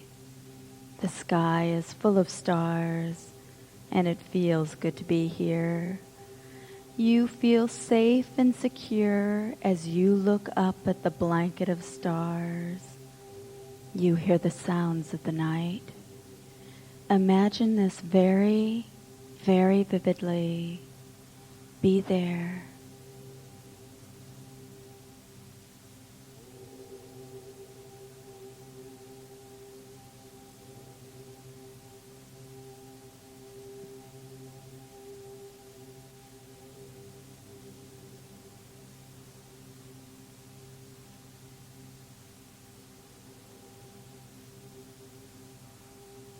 It feels so good to be here looking up at the stars and enjoying the night. And it's now time to draw down the universal energy of the stars. So please imagine yourself drawing down the light, drawing down the energy of the stars, the positive powers of the universe. Perceive this energy as being drawn down in the form of an illumination that enters your crown chakra on the top of your head. So do this now. Actually draw down the energy and allow it to become your reality. The universal energy of the stars. Draw down the light, the positive powers of the universe, the God light, the star light, the love light. Let it happen, let it be, drawing down the universal energy of the stars, the light of the universe.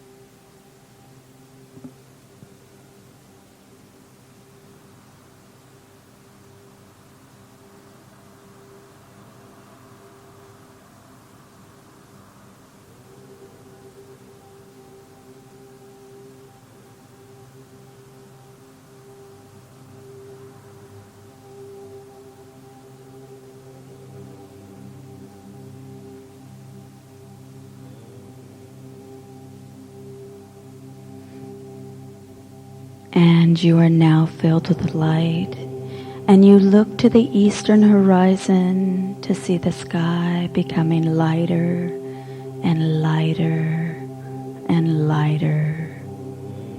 And as the sun rises, you offer thanks for all you have and all that you may become.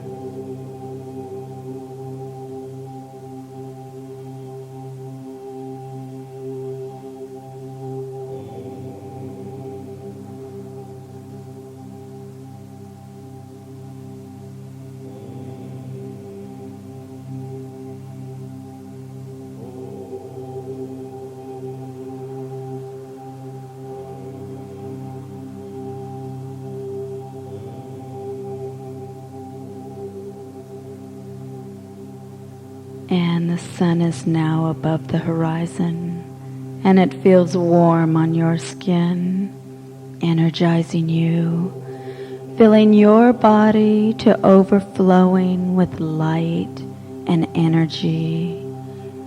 And you notice a trail off to your left. It's time to follow this trail off into the trees, into the trees.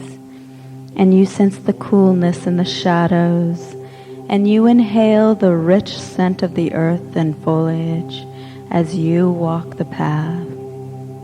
The early morning dew is still damp on the grass, and sunlight flickers through the rustling tree leaves. And as you walk the path, you hear the birds and subtle sounds of the awakening forest.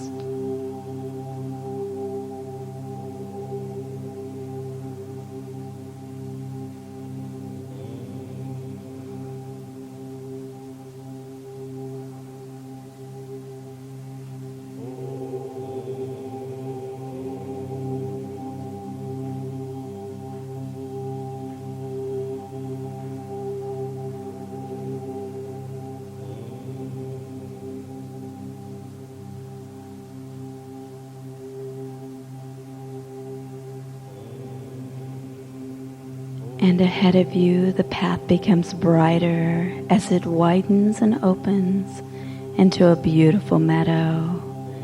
And in the middle of the meadow is a white marble altar. Take a moment to perceive the meadow and the altar, the sun glinting off the white surface.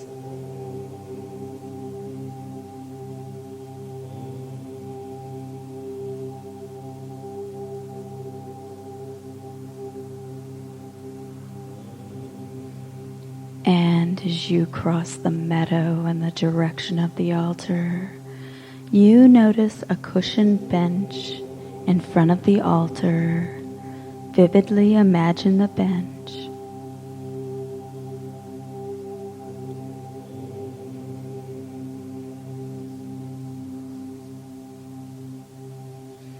And you've now reached the altar, and you notice a key lying upon it.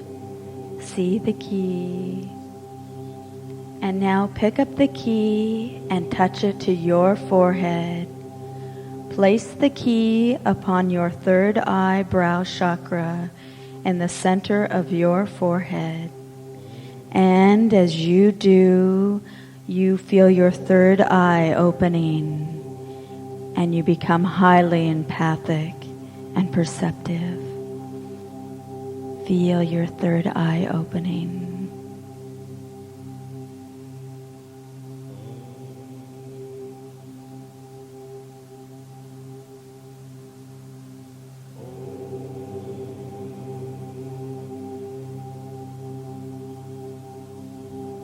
And in opening your third eye, you open to expanded awareness that will allow you to obtain clarity about exactly what you desire in a soulmate. By clearly picturing your desires, you provide power to your subconscious mind, which always assists you to match your inner programming to your outer life.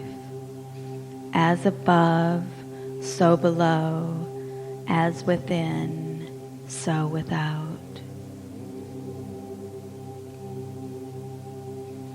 And now, vividly imagine yourself sitting down on the bench before the altar.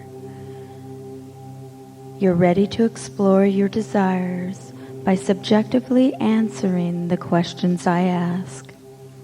Trust that the very first thoughts that come into your mind in response to each question. And my first question is, what do you consider a home? Life in the city, suburbs, or country? Visualize your ideal living accommodation.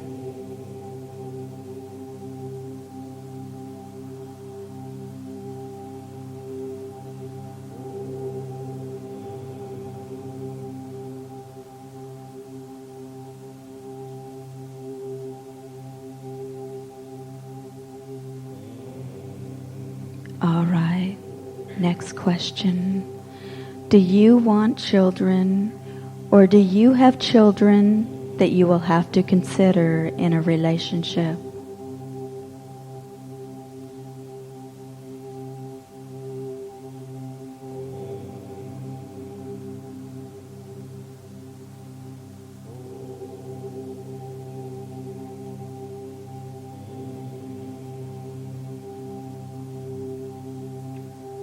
Okay. Now remember your perceptions, but here's the next question. What if your soulmate already has children? Can you handle all the emotions and life experiences this will generate?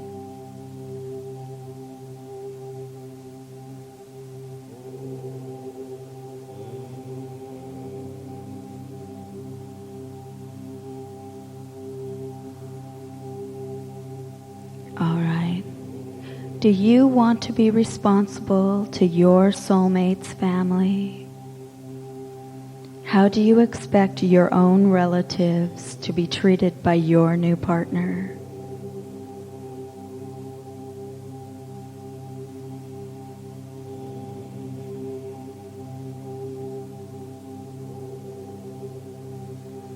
And the next question is, do you want your soulmate to be career-oriented and dedicated to advancement? Or do you want them to be easygoing and spontaneous? And how responsible do you expect them to be?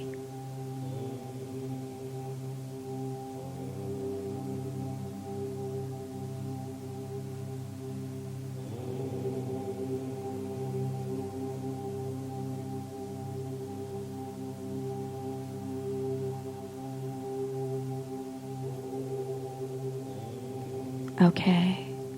Do you expect marriage? How do you feel about marriage?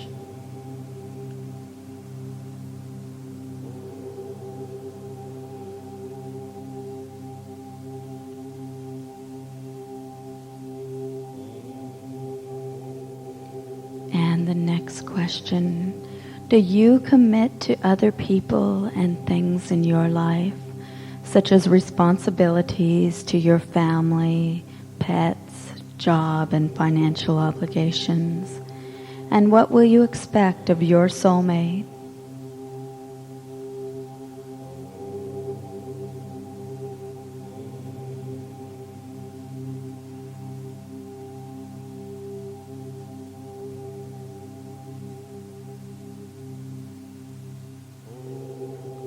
All right, now, what type of partner do you think you are? Generous, outgoing, gregarious, studious, quiet, loyal, etc. And what do you expect of your soulmate?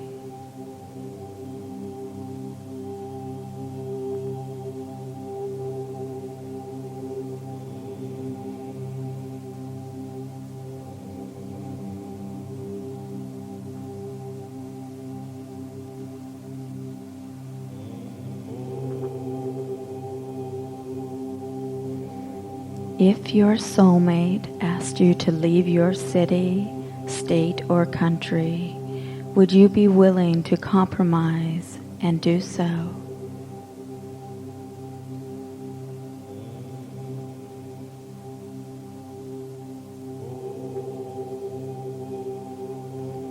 All right. Do you expect that you will be the dominant partner, or will your soulmate be the dominant one?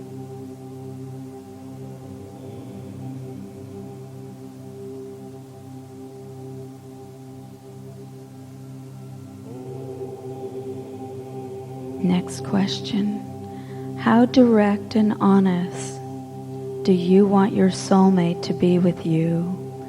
They could be brutally honest, and in time you could come to resent that. Do you want them to always cast you in a positive light and keep the negatives out of serious conversations?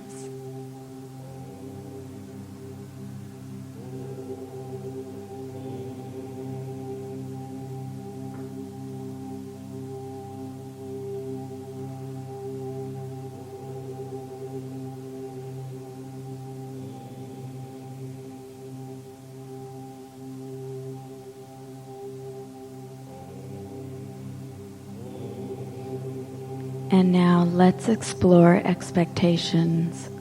What are your expectations or your soulmate's communication abilities, politics, hobbies, and interest in sports?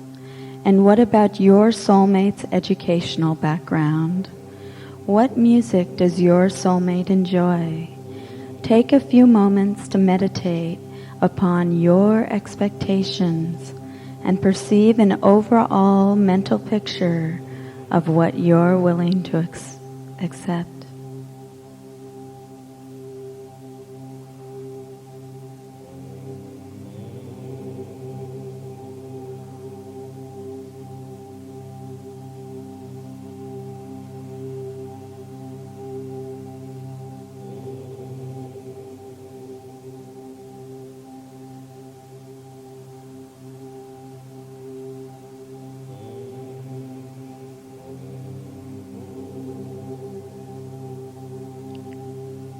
Okay, the next question is about passion.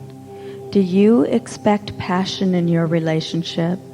Does your lover need to come up to your own level of sexual interest and stamina? On a scale of 1 to 10, how hot do you want your lover to be?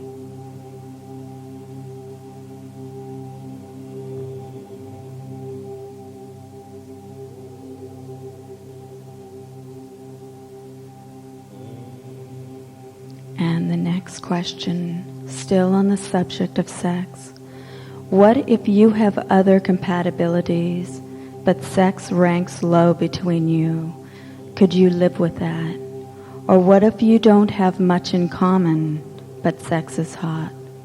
Explore your sexual expectations and what you can live with.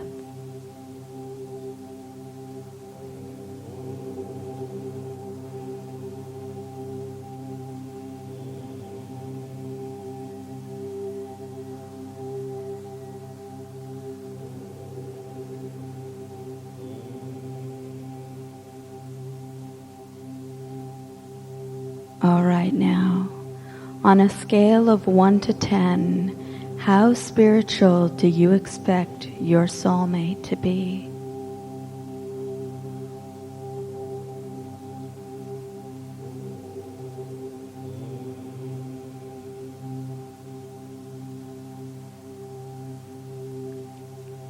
All right.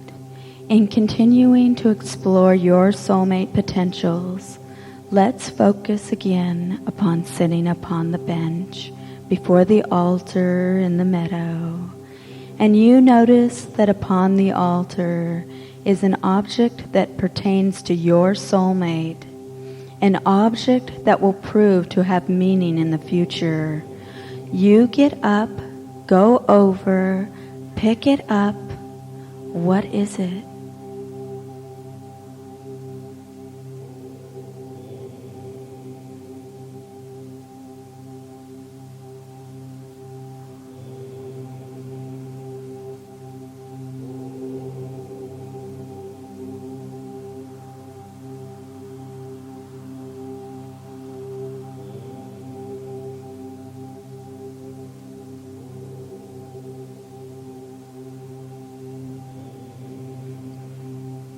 To the right of the altar is a book, an Akashic record of your present life. Your name is embossed across the cover, and run your hands across your embossed name. You know the book contains the wonders of your life, and you decide to open it. So you open the book to the soulmate section of your life. The word soulmate is lettered across the top of the pages, and upon the pages are images of your future. Vividly perceive these pictures of your potential soulmate union.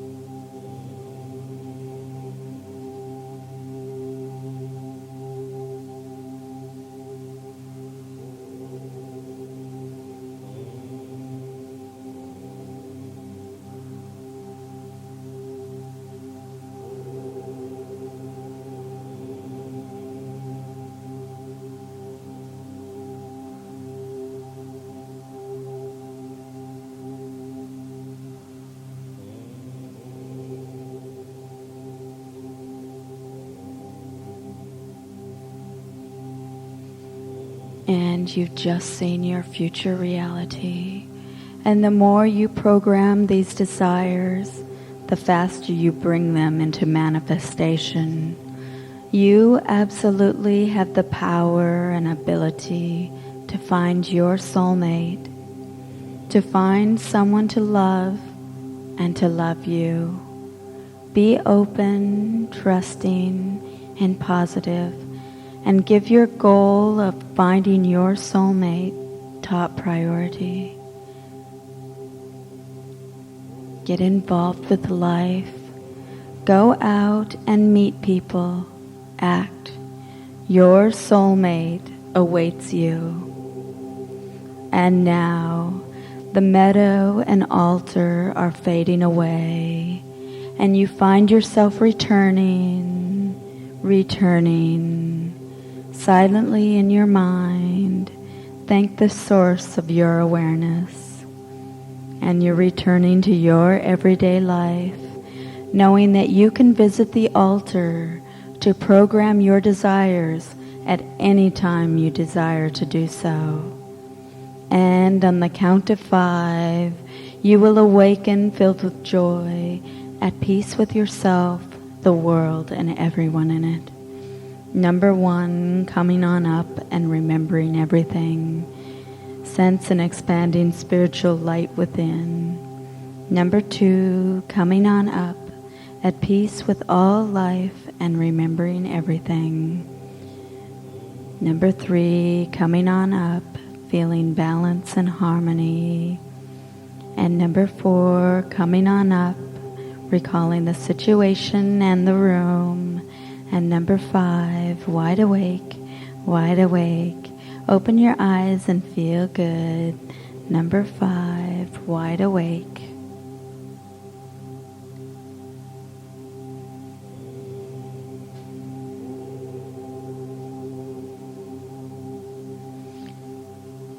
Anybody can write some notes if they'd like to for a moment.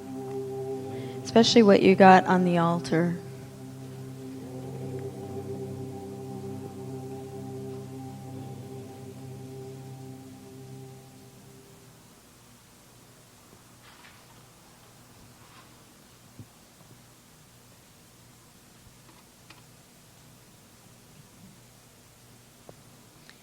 Anybody want to share what they got on the altar? You got a what? Pen? Oh. So do you have any, clue of what that might mean? A pen pal? Maybe he's a writer? Yeah, could be that's a great clue. What kind of pen was it? Did you kind of see?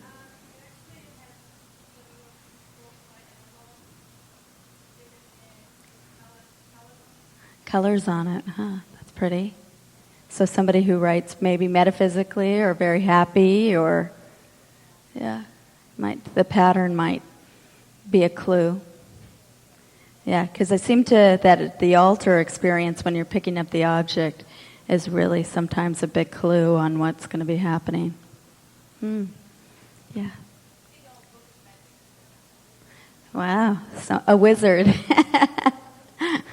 Are you attracted to real metaphysical men? You're not sure? Right. Yeah, because I would say that was a metaphysical sign. Somebody really heavy into metaphysics, and probably more into that category. Magic, or maybe it's going to be a magical experience. I think it would be too. True.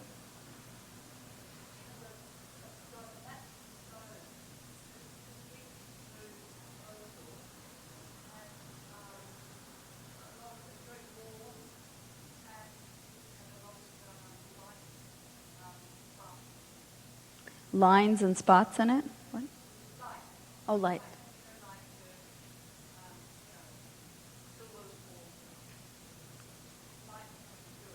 Okay.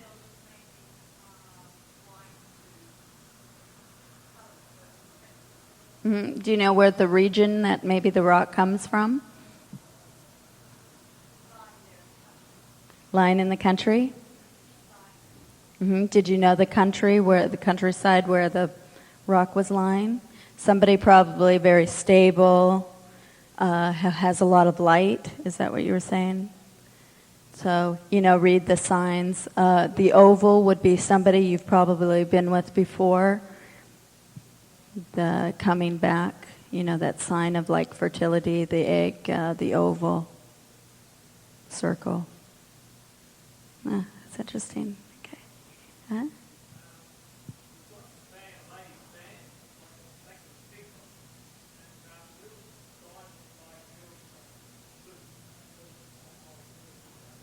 Have you seen anywhere like it? Huh? I don't know. Colorful woman, obviously. Colorful person, obviously. And then the fan. So maybe somebody somewhere where it's really hot and they need a fan, or but where are peacocks and where are fans, and so I don't know. It could be like a hot day at the zoo almost. We saw a peacock the other day at the zoo. But, you have to kind of think what it means for you. Where the peacock might come in. Or it may be just a sign that you see a peacock that day and then you meet a woman. It could be something like that, too. Really strong. And colorful. Dramatic. Okay. Anybody else? Yeah, back there. Yeah. Branch of oak leaf, oak tree. Let's see, a branch. It's that ever expanding, the arm of expansion. Okay, it's another phase of your life. This ends side 1 of your cassette. Please turn over immediately for continuation on side 2.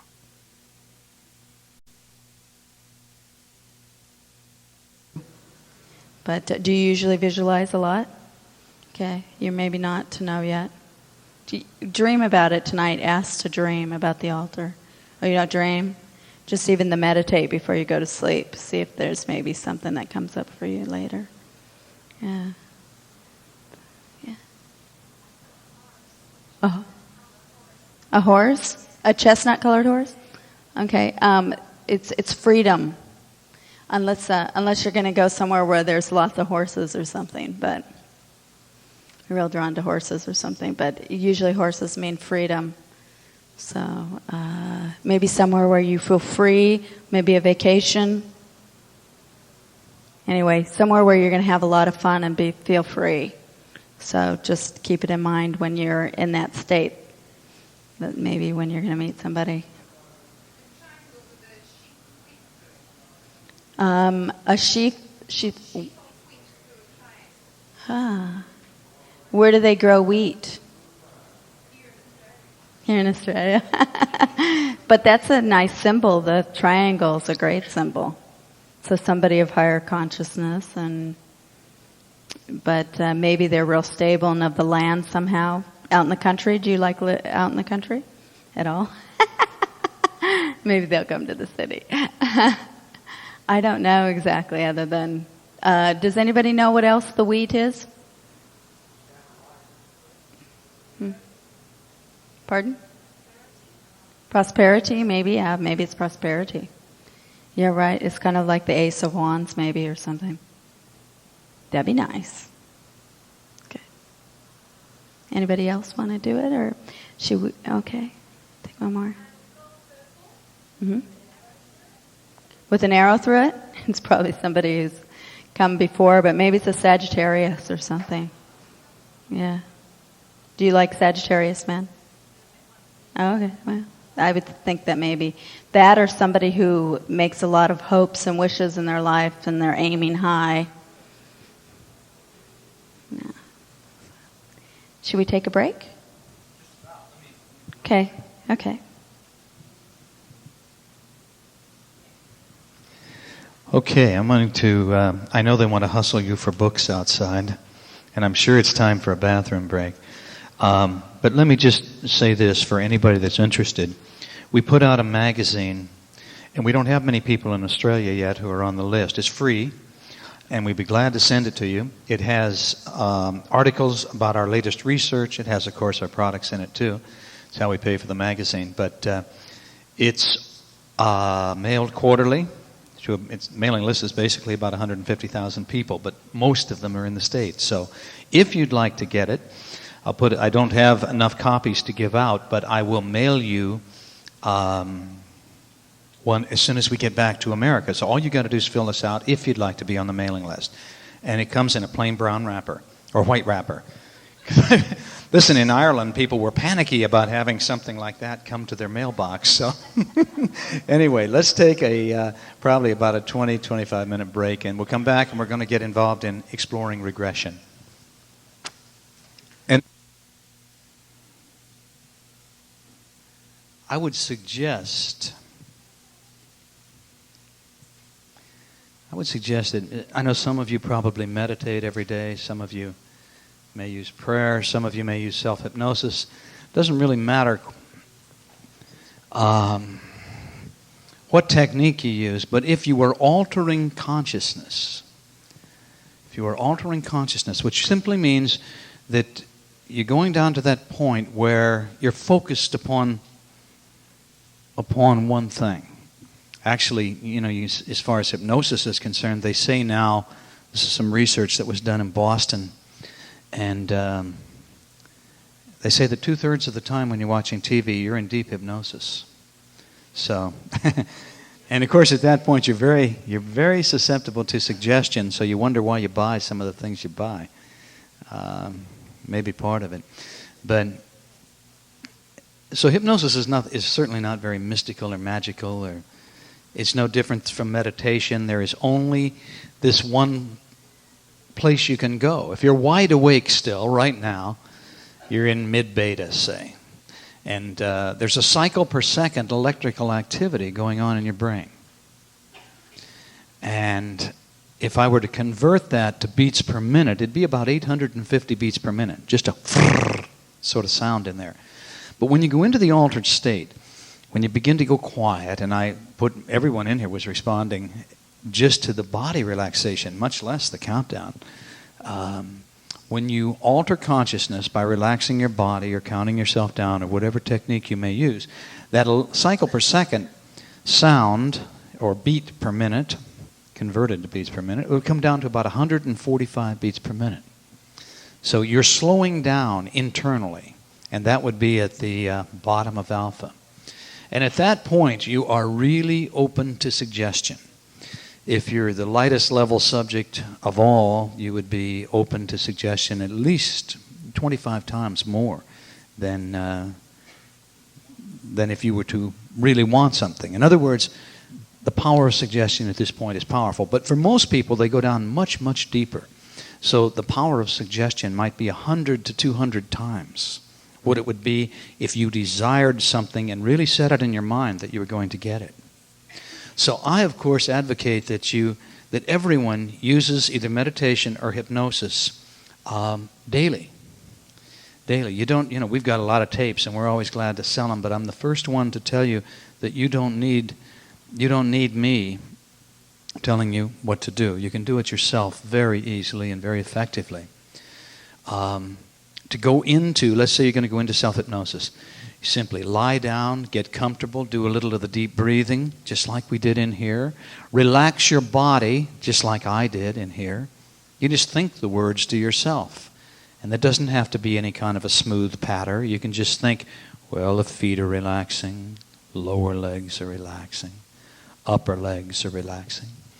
Relax your body, and then count yourself down the way I'm going to do it in the next session, where I use a 7-to-1 countdown 2 times. So it's number 7, deeper, deeper, deeper, down, down, down. And the way you can help yourself to attain your natural level is to imagine yourself literally going down. You could be going down a hill, you could be going down stairs, down an elevator. I usually imagine myself just jumping out into space and just tumbling through space. But whatever is appealing to you, imagine yourself going down. And at the point where you reach number 7 to 1 a couple times, you will be in an altered state of consciousness. You do this every day for 2 weeks, and you will have attained your natural level, whatever that may be. Now, give yourself suggestions. Give yourself suggestion. The subconscious mind is a picture consciousness. So it responds primarily to pictures, images. So what if you imagine vividly what you desire as an already accomplished fact, this is powerful programming. Tara said, as above, so below, as within, so without. Well, this is the basis of metaphysical esoteric teaching. But we know now, from all the brain-mind research work that's been done over the last 30, 35 years, that when you picture something vividly, you are literally programming your subconscious mind. So you want to be pretty careful what you imagine with emotion. But because you are creating it. The subconscious mind, at a certain point, gets behind because you're programming a new belief. And as within, so without. So the subconscious steps in and starts creating circumstances in your life that will help to bring this into being, into manifestation. So I always tell people, use verbal suggestion as well, just thinking the thoughts to yourself. You can make your own tape. It's very easily done. Doesn't have to be slick. Just sit down with a tape recorder and talk into it. But give yourself the suggestion of what you desire. I'm now open and receptive to establishing a soulmate relationship. But whatever you say, it's always as an already accomplished fact. Always. The pictures you see are of yourself being with your soulmate, very happy, wonderful situation. Imagine it dozens of different ways. Powerful programming. Repeat the suggestions over and over. Imagine the pictures again. And then, of course, support this by going out and acting and getting involved and doing something that will allow you to meet people. So, the mental movies, though, be sure you use mental movies. Any questions on this at all? Give yourself daily programming. Now, if you sincerely want this, you'll do this. I see people so often, and they say they want something, but they don't really want it that bad. And they're not willing to do any work to get it. And you have to act. You have to do something to bring it into manifestation. It won't just happen on its own, or the chances are that it won't. So be willing to act. I'm convinced that if you are clear on your intent, and I mean really clear about what you want, with no indecisiveness whatsoever, you're 3/4 of the way there. I sincerely believe that. Because most people cannot attain that level of clarity, number one, and certainly not to the degree that they have no indecisiveness at all. And most people will do nothing to bring it about. So what I think you need to realize, it's okay if you don't want to do something to bring it about. You can say, I want a soulmate, this is what I want. But if you don't act, then realize you're fooling yourself. And that's okay. It may not be appropriate, or you may not want it enough. But realize that if you do, there are some very simple steps, boom, boom, boom, boom, boom, that you need to set into motion. It's like learning to play tennis. If you want to sincerely learn to play tennis, you have to go out in the court, you have to hit some balls, you have to practice, you have to work with somebody, you have to do. But more often than not, I found that people are not willing to do literally anything. And the reason I like to point this out is to take the pressure off. It's perfectly all right not to go after a soulmate, but realize that that's what's going on with you if you don't incorporate some of this awareness and you don't act to bring it into manifestation. So, questions, comments at this point? I think we have everyone back. Okay. I want to do a more in-depth soulmate probe, and I want to explore any blocks. Now, some of you, I hope, in the session we did before, you found some blocks. You've come to realize, ooh, seems to be something right there. Maybe you didn't. But the idea of this session is to go back and find the source. And because many of you are going to go back into a past life, I need to talk just a little bit about that before we begin. Past life regression, and because what I'm going to do here, let me say this first, is I'm going to ask you to go back to the source of the block, wherever it may be. And in some cases, it'll be something that's happened earlier in this life. It'll be something maybe that happened when you were a kid, and you don't recall it, and you never really gave it any importance, but it could be a block. So we're going to go back and we're going to look for the block wherever it may be, if there is a block. Everyone in regression perceives differently. Some people will visualize, and that's the ideal, of course, is to visually see it happening, but very few people will see, in past life regression, very few will see it as a dream-like situation. It just happens very rarely. I have received every way that I'm going to tell you about right now, including once or twice like a dream. But most of the time, it's not. The most common way people receive in regression is like a fantasy. Everyone can relate to a good sexual fantasy. And you realize that it's just being imagined, but it becomes very real. Or the kind of a fantasy that you have after you've had an argument and now you're driving away, you're driving down the road and you start to relive it in your mind. And you know that you're driving down the road, yet it's very real. So you may perceive as a fantasy. You may simply get thoughts. Kinesthetically oriented people who feel more than visualize, or more oriented towards feeling than they are auditorily, let's say, will tend sometimes just to simply feel the response. I have a stack of reel-to-reel tapes of someone that worked with a long time ago now, but they never saw a thing in regression. And yet if I were to say, well, what color is the wall? They say, well, it's gray with a little white mixed in. It's got a cool gray metal strip down the center, or every so many panels. And I might ask, well, are you seeing that? And they say, no, I just know.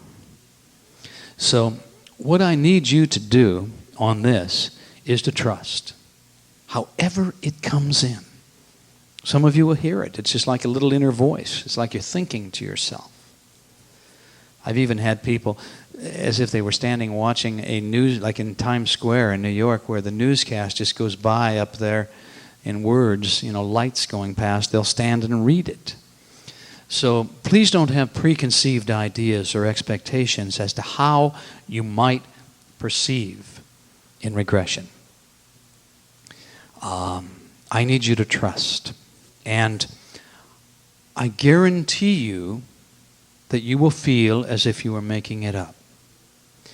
I've had some incredible regressions. I've worked with some of the best people out there, but I have never felt that anything other than the fact that I was making it up. I always feel I'm making it up. And yet, I have verified these regressions to such a degree that it's unreal. I have been so accurate in a New York Times reporter working with me at one time, Ruth Montgomery, all the different people who have researched some of my regressions, and the data we've had come back is amazing, and yet I felt I was making it up at the time.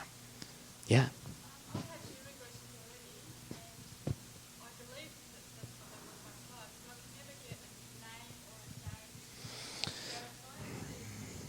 So you've had the regressions, but you haven't been able to tap into the last intimate stuff. Is this with, are you working individually with someone, or are you doing it?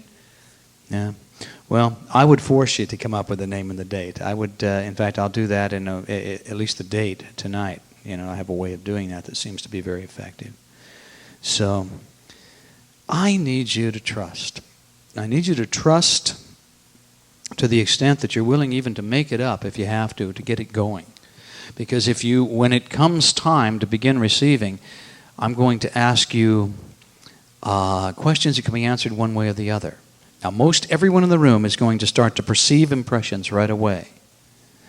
But usually it's about 10% of the room needs a little extra push. And so I will ask questions such as, are you outdoors or indoors? Now, you got to be one or the other. So if you're not perceiving something, if you're not imagining something, then just go with whatever feels right. Okay, I'm outdoors. All right, now if you're outdoors, where are you? Are you in the by the beach, in the prairie, in the mountains, by the sea, in a town or a city? Where are you? And just make it up. If nothing's coming in, just make it up. Get it going. And then I'll ask you another question that can be answered this way or this way.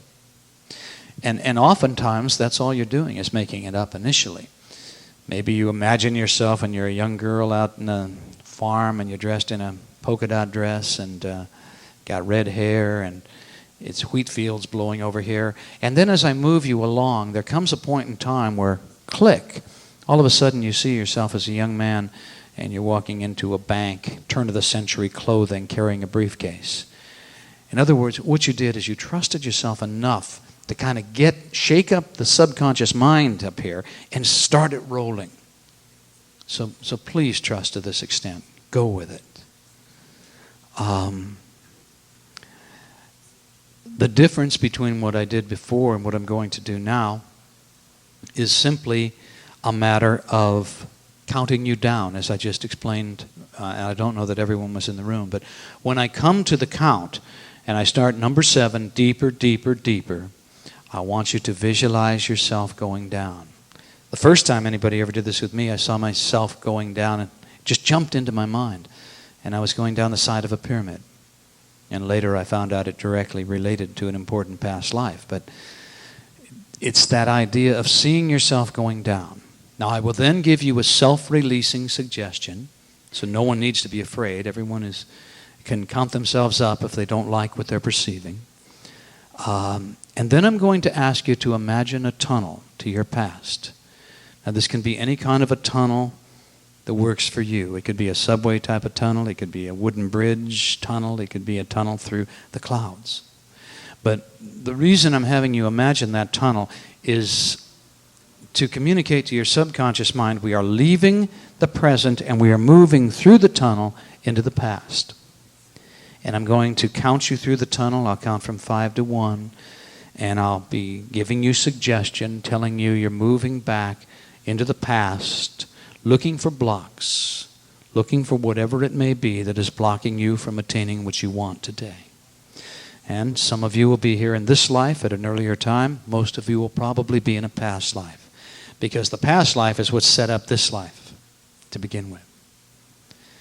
So any questions about this at this point? Sure, you can lie down on the floor. You bet. Especially, you're such a somnambulist. I know. I worry you're going to fall out of the chair, kid. So you bet you lie down on the floor. Now, don't go to sleep on me, though. Okay? Okay, let's get comfortable, all right?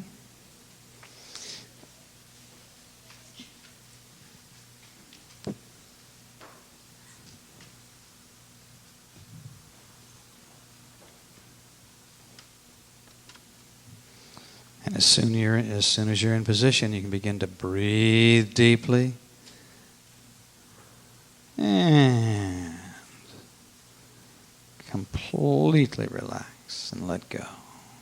Close your eyes.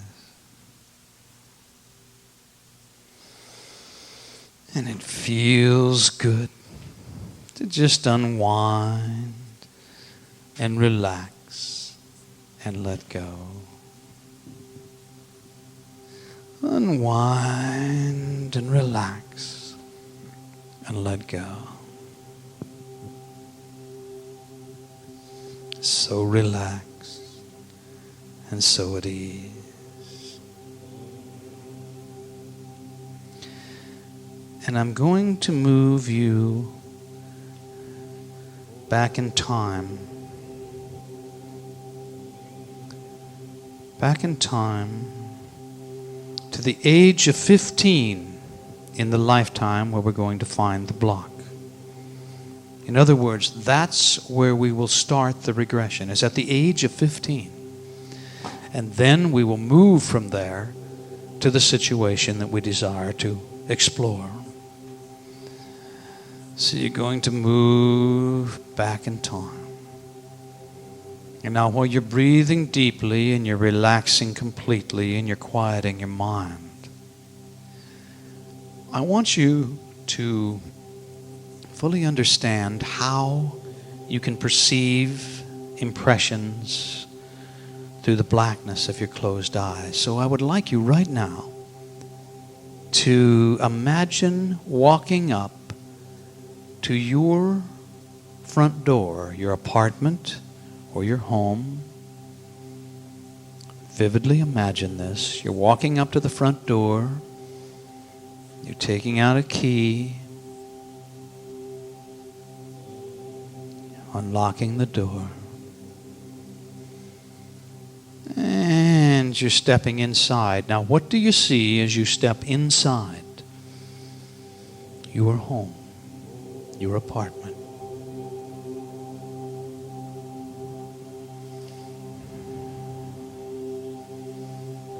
Look around. And I'd like you to go into the living room if you haven't done so already. And again, look around. Place all the main objects in the room.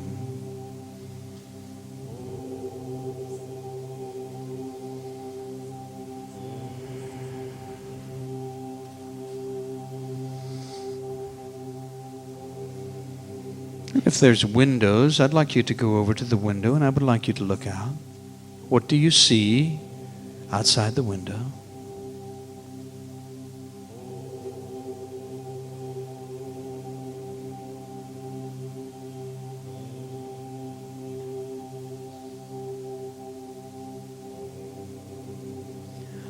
All right, now, be fully aware that you are perceiving vivid impressions through the blackness of your closed eyes. And this is the very, very least that you're going to experience in regression. You absolutely have the power and the ability to go back and to explore any blocks that are keeping you from having what you want today. An American psychiatrist named David Viscott says, everything you feel goes back to an event or a series of events in the past. In other words, they've set the present into motion. You desire a soulmate. You're looking for the soulmate. It hasn't happened yet. Well, something in the past is keeping this from happening until a certain point in time, or until you learn something you need to learn, or until you attain awareness that you need to have. You have the power and the ability to go back into the past and find any blocks. And so now, slow down your thoughts and feel the relaxing power coming into the toes of both of your feet at the same time. It's moving right on down into the ball, into your arches, into your heels, and right on up to your ankles. Completely relaxed, completely relaxed. And now feel the relaxing power move on up your legs to your knees, relaxing all the muscles as it goes. And on up your legs now to your thighs and to your hips, permeating every cell and every atom. And you're relaxing completely, keeping your full attention on relaxing your body and on the sound of my voice. As a relaxing power now moves on down into the fingers of both of your hands, relaxing your hands. Feel your hands relaxing and feel the relaxing sensations. Just move on up into your forearms, relaxing your forearms. And on up into your upper arms, just completely relaxing your upper arms. And your fingers and hands and forearms and upper arms are now just completely relaxed. And now feel the relaxing power move on down into the base of your spine. Once again, feel the warmth in the base of your spine. And feel it begin to move slowly up your spine, up your spine, up your spine, and into the back of your neck and shoulder muscles. And the back of your neck and shoulder muscles are now loose and limp, loose and limp. Just completely relaxed.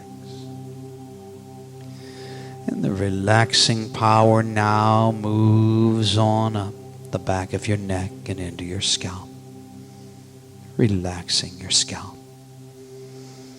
Feel your scalp relaxing and feel the relaxing sensations just drain down into your facial muscles, relaxing your facial muscle. Your jaw is relaxed. Allow that space between your teeth, and your throat is relaxed. And your entire body is now relaxed all over in every way. And all tension is gone from your body and mind. All tension is gone from your body and mind. And I'd like you now to imagine a shimmering iridescent beam of bright white light coming down from above and entering your crown chakra of spirituality on the top of your head. So now see this in your mind. Vividly visualize a ray of light coming down from above. This is the universal light of life energy, the God light. See it, feel it, create it with the unlimited power of your mind. And it enters your crown chakra, and it begins to flow through your body and mind. And perceive the light now beginning to concentrate around your heart area. And imagine the light emerging from your heart area to totally surround your body in a protective aura of bright white God light. And you are totally protected. Totally protected. Only your own spirit guides and masters or highly evolved and loving entities who mean you well will be able to influence you in any way during this altered state of consciousness session. And so now, as you continue to listen to the sound of my voice, you're beginning to go down, down, deeper and deeper, down, number 7. Deeper, deeper, deeper, down, down, down, number 6. Deeper, deeper, deeper, down, down, down, number 5.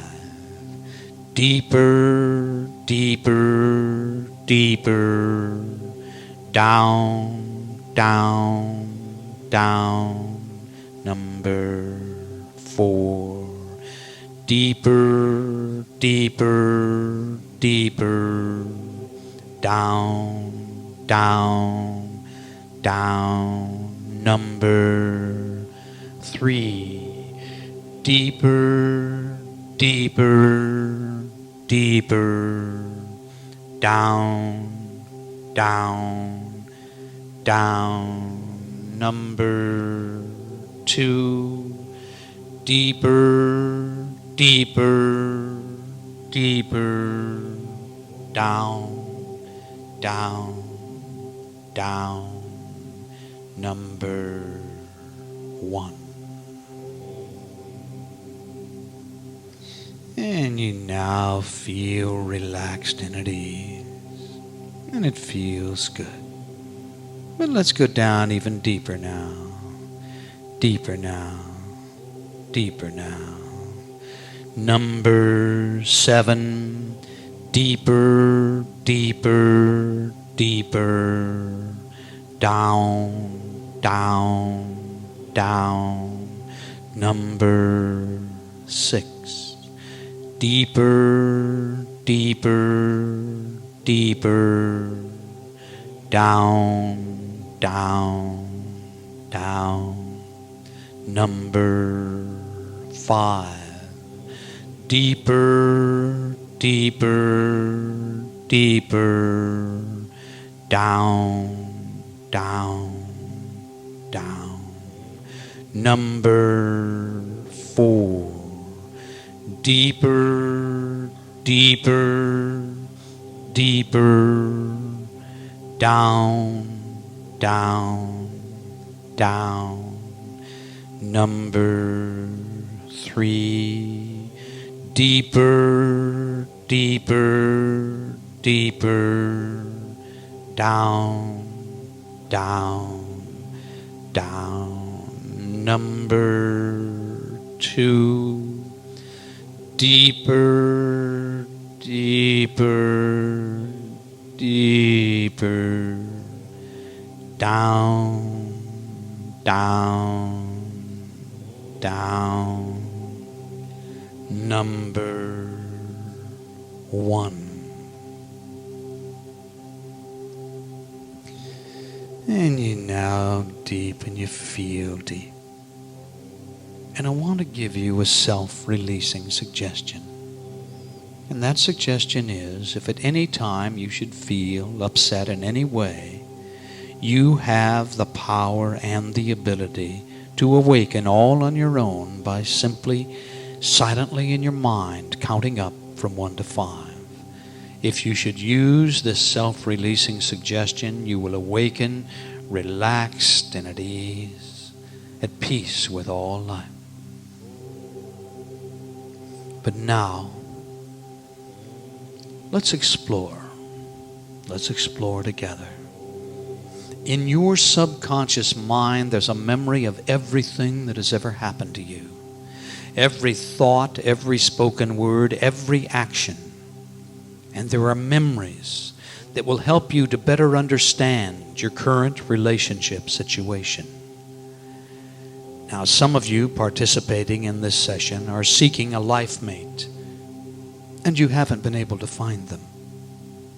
Some of you have a relationship, but it's unfulfilling. And for others, I know that your relationship is downright painful. Now, some of you have a pretty good relationship that could simply be a lot better. But whatever your situation, it can be traced back to your beliefs. Beliefs that were programmed as a result of past experiences. Even if an improvement in your relationship depends upon someone else changing, it's still your karma, or you wouldn't find yourself in the situation. So there's still a karmic belief block, and you may even be punishing yourself for something you did in the past. All right, now, in just a moment, you're going to regress back to the past, either in this life that you're now living or a previous incarnation. And you're regressing back to find the cause of the relationship situation that you'd most like to explore. So now please just take a moment to think about what you want to explore. What aspect of your relationship would you like to better understand? If you have any deep-seated beliefs about relationships that are working against you, what are they? Think about the primary belief that may not be serving you. Visualize how it manifests. If you want to simply go for a block that is keeping you from having what you want, focus upon that for just a moment. Communicate what you desire to know to your subconscious mind.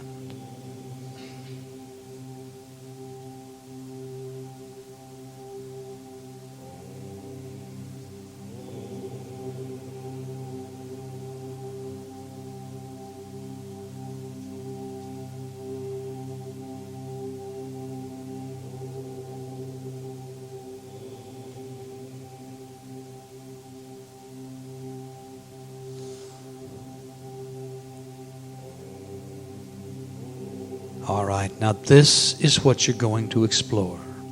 You're going to go back in time to find the cause of this relationship block or relationship belief.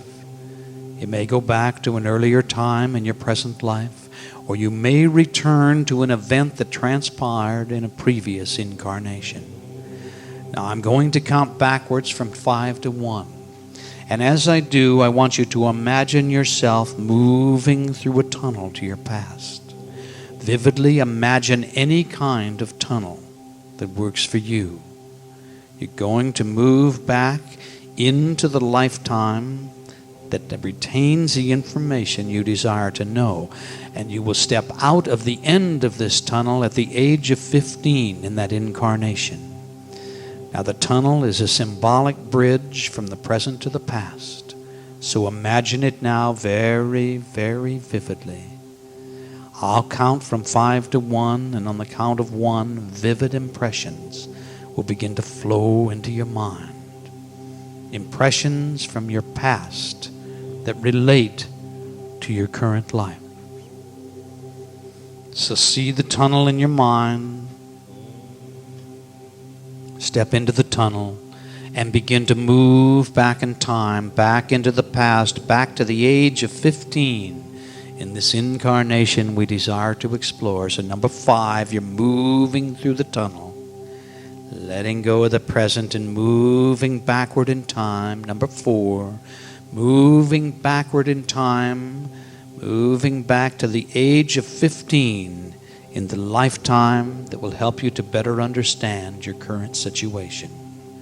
Number 3, you're moving backward in time. You're going back to perceive the cause. Moving now, letting go, getting closer and closer and closer to the light at the end of the tunnel. Number 2, you're moving back in time to the age of 15 in this lifetime we'll begin to explore. You're almost there. On the next count, you will step out of the end of the tunnel and you'll perceive yourself at the age of 15 in another time and another place. And you're almost there. Number 1, you're now there. Now step out. What do you perceive? What are you doing? You're 15 years of age. Are you outdoors or indoors? Your mind knows. So if you're not perceiving vividly, simply choose one and begin to explore. Create the environment in your mind.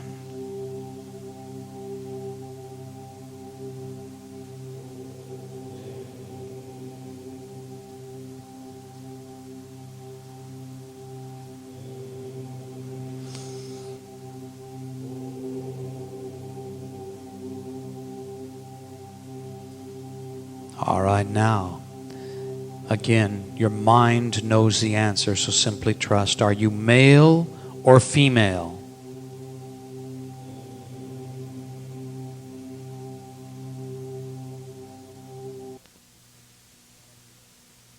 For continuation of this session, please go on to the next cassette. This audio cassette was produced by Quick Copy Audio Recording Services. 79A, Gow Street, Padstow, New South Wales. Telephone 793 7588 or fax 793 7458.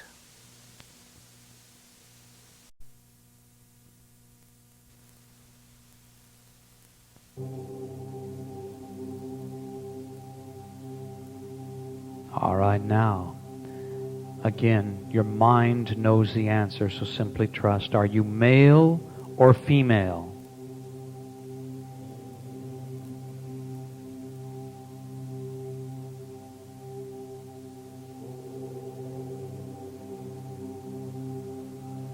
All right, now you're 15 years of age, and on the count of 3, I want you to look down at your feet and see what you're wearing on your feet. Number 1, 2, 3. Look at your feet. Are you wearing boots or shoes or sandals or moccasins? Or maybe you're barefoot. Look at the color, the texture. Perceive exactly what you're wearing on your feet, the material.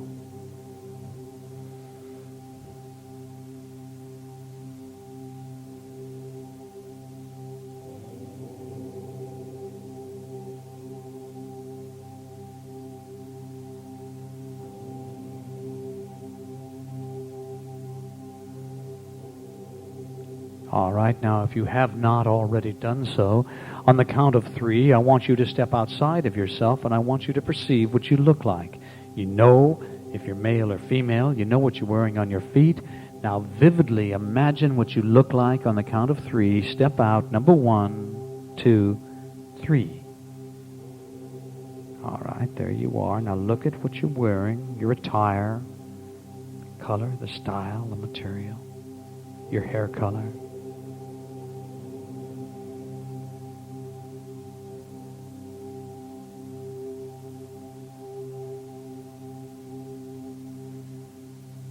All right, now is there anyone else there with you? Or are you all alone? Look around, perceive what's going on, what's happening. You're 15 years of age, so you have considerable awareness, considerable knowledge. What's happening?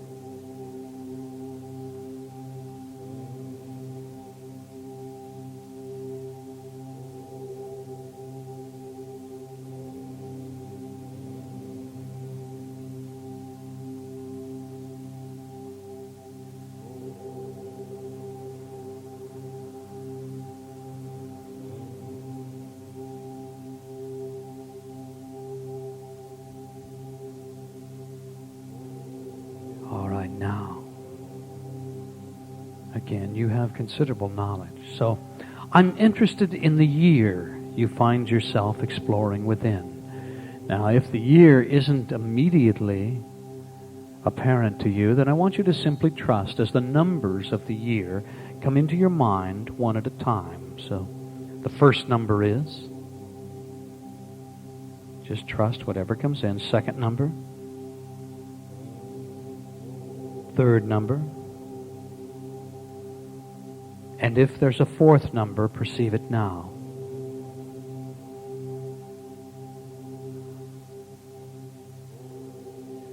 And you should now have the year. And I'm interested in the name of the country or the geographical location. So again, allow this information to come in, the country or location that you're currently exploring within. And if necessary, simply trust as the letters come into your mind one at a time to form the name.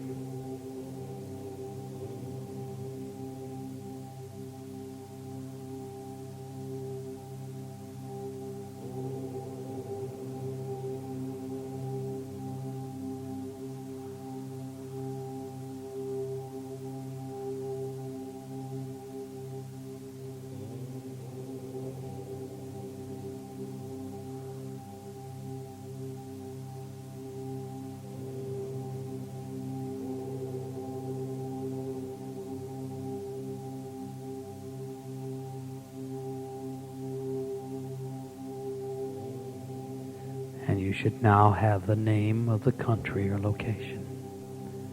And you're 15 years of age, but it's now time to move in time. You may become younger, you may become older, but you have the power and the ability to move in time to the situation that will help you to understand what you are here to understand. You seek knowledge of a cause. You are going to begin to perceive vivid impressions on the count of 3. You may be a few months older, a few years older, maybe many, many, many years, or you may be younger. But you're going to move now to the cause you seek on the count of 3. Trust whatever impression comes into your mind, number 1, number 2, and number 3.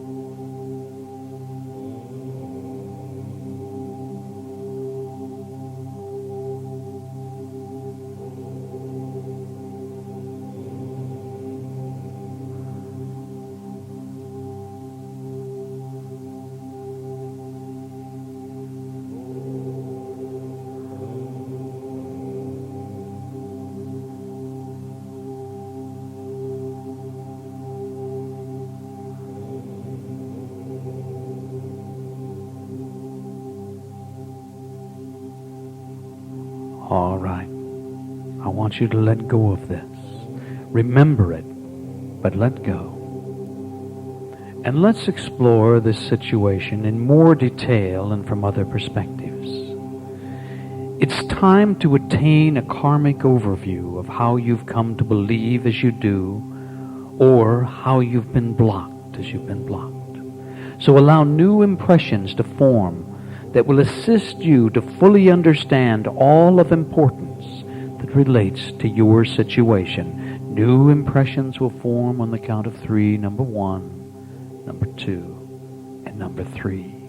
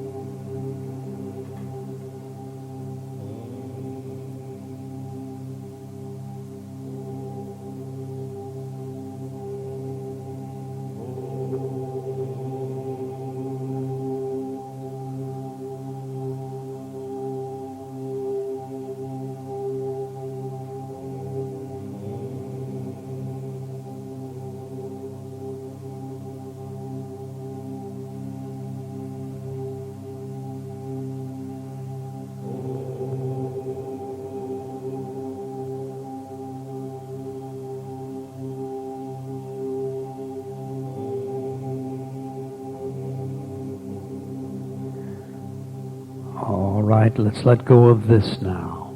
Again, remember everything that you're perceiving, but let go of this.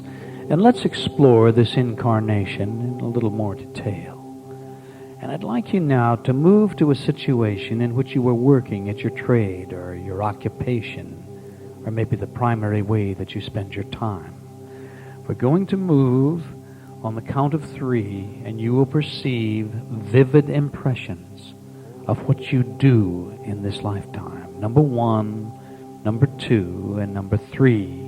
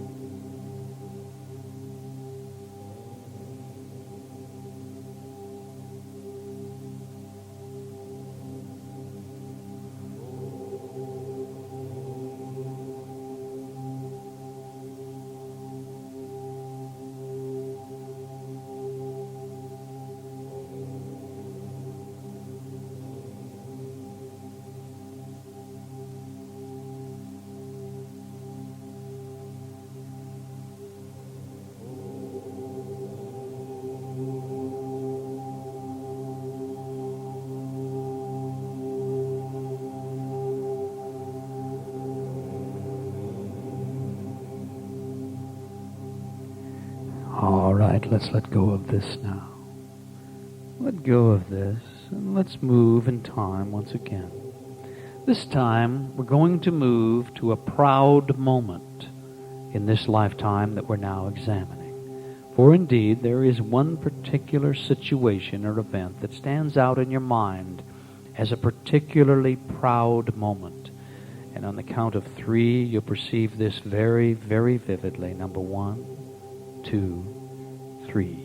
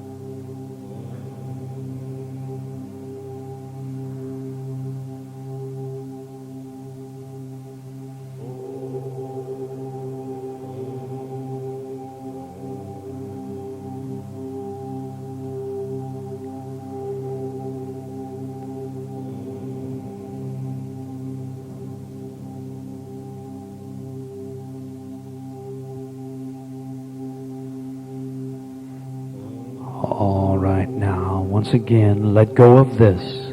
Remember everything that you're perceiving. But it's now time to come back to the present. Now, you're going to remain in this peaceful, meditative sleep with your eyes closed.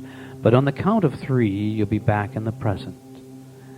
Keep remaining now again with your eyes closed, relaxed and at ease. So come on back now. Let go of the past. Remember it. Bring it back with you. Number 1, number 2, and number 3. And you're now back in the present. And hopefully knowing a little more about why you believe as you do, why you may have been blocked in the past. If old beliefs aren't serving you, remember, wisdom erases karma. Have you learned enough to let go of the effect?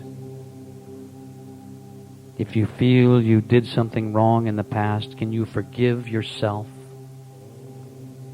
Letting go of karma is always a matter of forgiveness. Self-forgiveness and forgiving the others involved.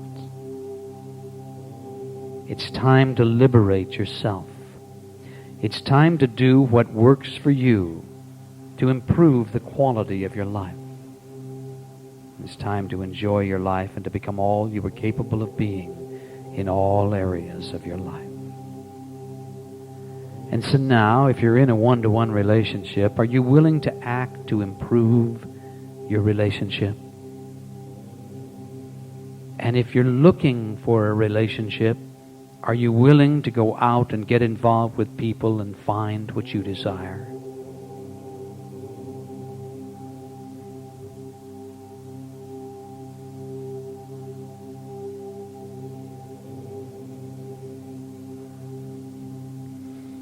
All right, now, before you awaken, I'd like you to take a couple of minutes to vividly imagine what this ideal relationship would be like. Once again, create a mental movie in which you are the writer, producer, director, and star. Vividly perceive yourself experiencing an ideal relationship. Do this now while I'm quiet for just a few moments.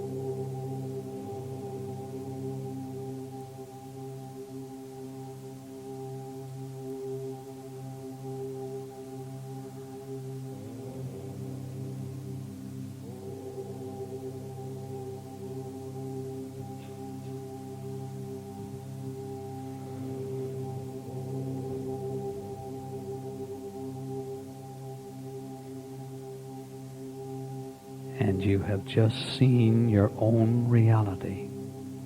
This now becomes your reality. You have the power and the ability to create any reality you desire to live, any relationship you desire to experience. Know that there are other people out there seeking a relationship, just as you are seeking a relationship. And if you're already in a relationship, know that You have the power and ability to improve it, to make it all it can be.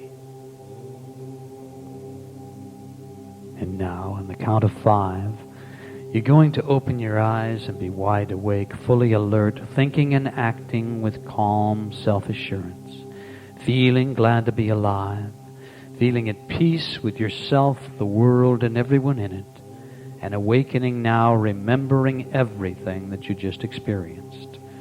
So let's come on up. Number 1, you're coming on up. Coming on up and sense an expanding spiritual light within. Number 2, coming on up a little more, at peace with all life. Coming up, remembering now. Number 3, sense an internal balance and harmony. Number 4, recall the environment. And number 5, wide awake. Wide awake. Open your eyes and feel good.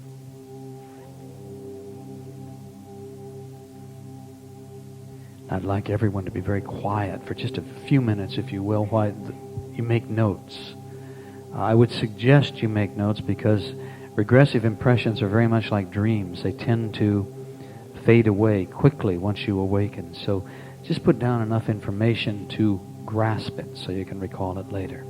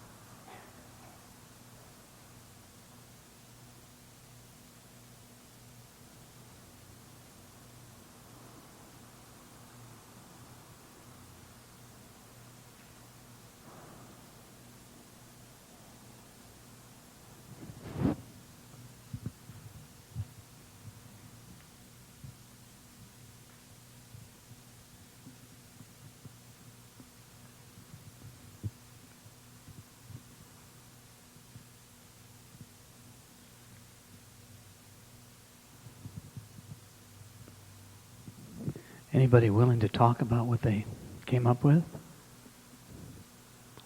Oh, come on. I see a lot of people writing. Will you? Tell me. Touch it to your chin. At first I was a Quaker, Quaker person, and they were punishing me because I was telling people about angels and I could see them. And the person that I was going to marry actually was the one that was punishing me. So I tend to, in this life, I tend to test my relationships to see if they're trustworthy, and they usually fail, of course, because my tests are really hard. So, yeah, it's been a pattern that I test their loyalty towards me instead of, and I stuff it up. You let go of it? Yeah, yeah. Think you can? Well, yeah, I mean, they have to trust me as much as I trust them, so it's a two-way thing. Maybe, yeah, you've got to trust them. Yeah.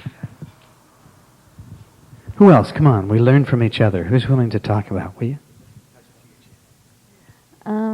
I was 15, and then I went to 5, and I was just this little girl running down the Pebble Street, and there was a boy there, and all of a sudden there was people arguing, fighting, adults, and we had to be separated for some reason, which I didn't get to. And then all of a sudden he just wasn't there anymore. I know my friend, I don't know why. Just disappeared. What about when I had you move to some of the other events that you were at the time? No, I was the same little girl gathering a huge bunch of flowers bigger than me.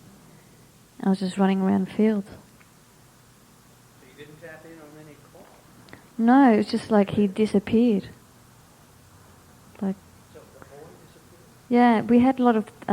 We were running down the street, and all of a sudden there was parents, adults, arguing and fighting, and saying that we couldn't be together for some reason. I was 5; he was, I don't know, 6 or 7, and they just took us apart. I don't know. Maybe there's a fear of losing.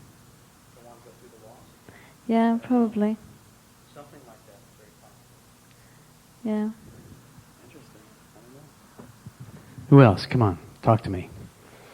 You're all avoiding my eyes, looking away. I was an American Indian girl, and I was about to marry someone I loved in the tribe, and I was taken away by white people, and I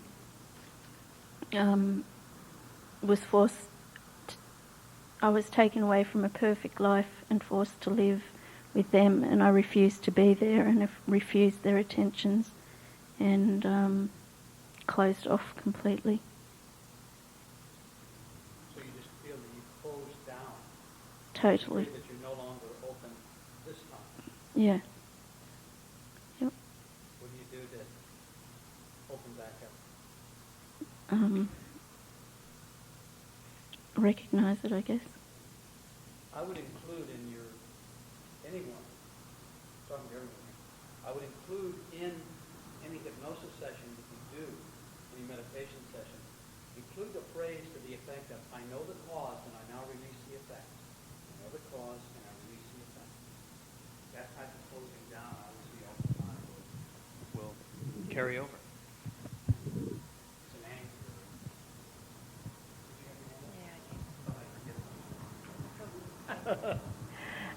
Okay, I was wearing clogs, and when I looked closer, I was in a Scandinavian national costume, and the year was 1754. Next time I looked, I was about 23 or 24, and I was in a room, and there was a man there sitting down with his feet up on a table. I'm standing there, and I'm being given instructions, work, work, work, work, work. I didn't like it. And the next session, I was outside, and there was one of these old-fashioned carriages that they had at that time, and there's this big fat man sitting in the carriage, and I'm sort of standing on the side, and I'm feeling quite ignored. But later on, he said, "Where are you now?" I was in a big house. And I was in a big chair just sitting there and by myself, and I was very lonely. And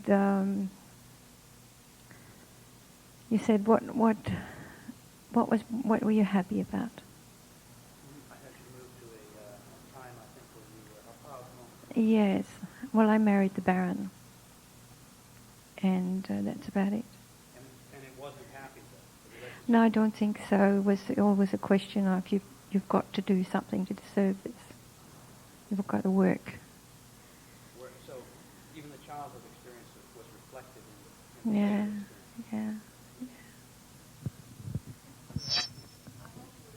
Yeah. You're all screwed up. No, you're not all screwed up. But that's a perfect example of the type of block we see again and again. Because if you have set it into your mind that if I get in a relationship, I'm just going to have to work, and be responsible to this degree, nuts to this. That's how your ex-husband treated you? Yeah. Well, that's enough right there to close it down, so that no matter who comes along now. Who else? Come on, talk to me about what you got. Yeah.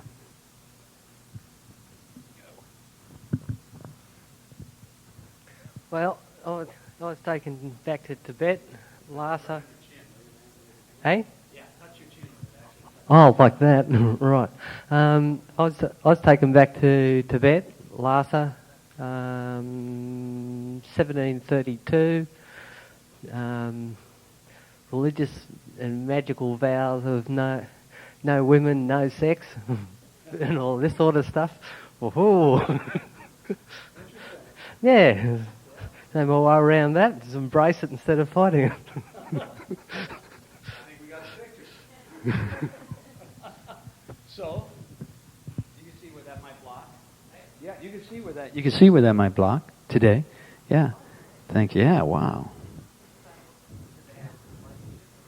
Yeah.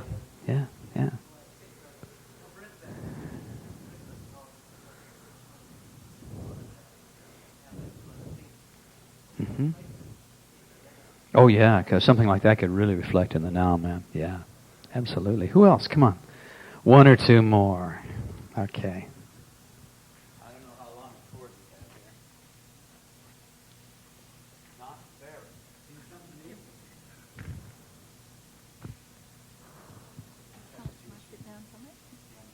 You stand right over here. That will Stand up. squeal at us.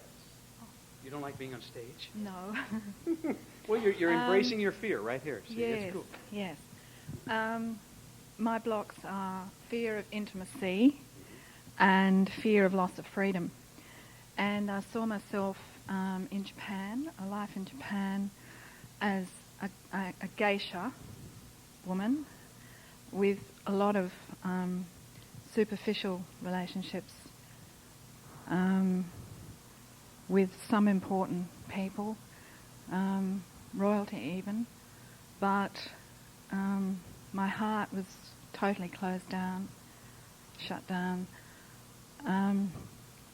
I knew there was a reason for it, but that didn't actually show up. I didn't know whether it was from that life or a former life, but obviously something traumatic must have happened and my heart had shut down. Well, it was just you were professionally entertaining. Yeah, him. yes. So probably the only way to survive that would have been to detach. Yeah. And it's taken care of it. I mean, I seem to enjoy it on a superficial level. I like the variety. I was, yeah. But it was superficial, yeah. The heart was not involved. Right. So there may be some kind of fear in there that getting involved this time would mean what? Well, pain. It does show up in my astrology chart. Venus square Uranus. Anyway, I'm working on it. Okay. I could see that, but it could be analyzed many different ways. You'd probably any of these. Ideally, we would explore them in much more depth on a one-to-one regression, and really pull out all the whys and the wherefores. This was just really dip your toe in the get acquainted with the whole idea of regression. So it's not in much depth, but it can give you an idea of how things carry over. There's nothing that carries over like guilt, because guilt's one of the fear-based emotions. And so that's the worst. If you have anything in your life that you feel guilty about, boy, that's the main thing to work on, to make sure that you don't have to come back and deal with that one the next time, because that brings people back together and that prolongs suffering. So, questions, comments on any of this? Anyone have anything?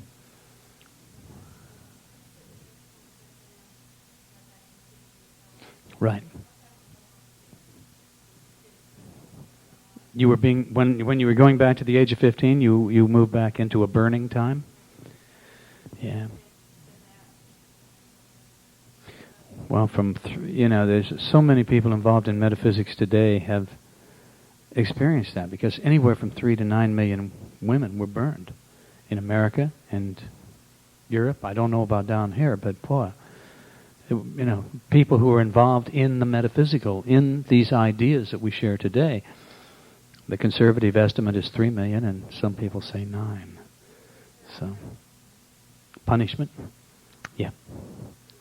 Yeah.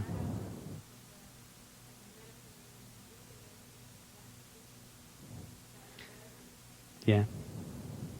An Indian medicine woman wanted to teach you about the herbs, and you rejected it?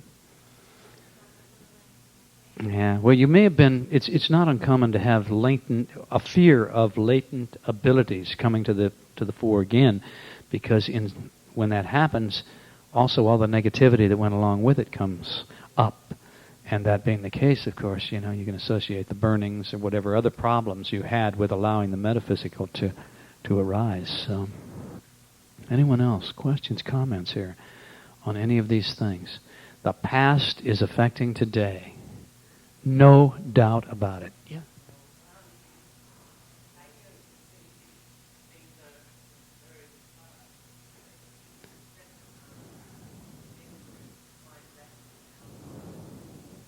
To do what now? I'm sorry, I didn't get that.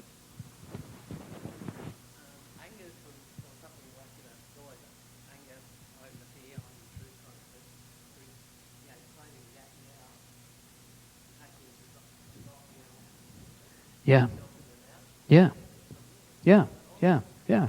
It's affecting, the good and the bad is affecting us, of course. The negativity as well. Of course, the positive, all the positive things in our life, that's the same result.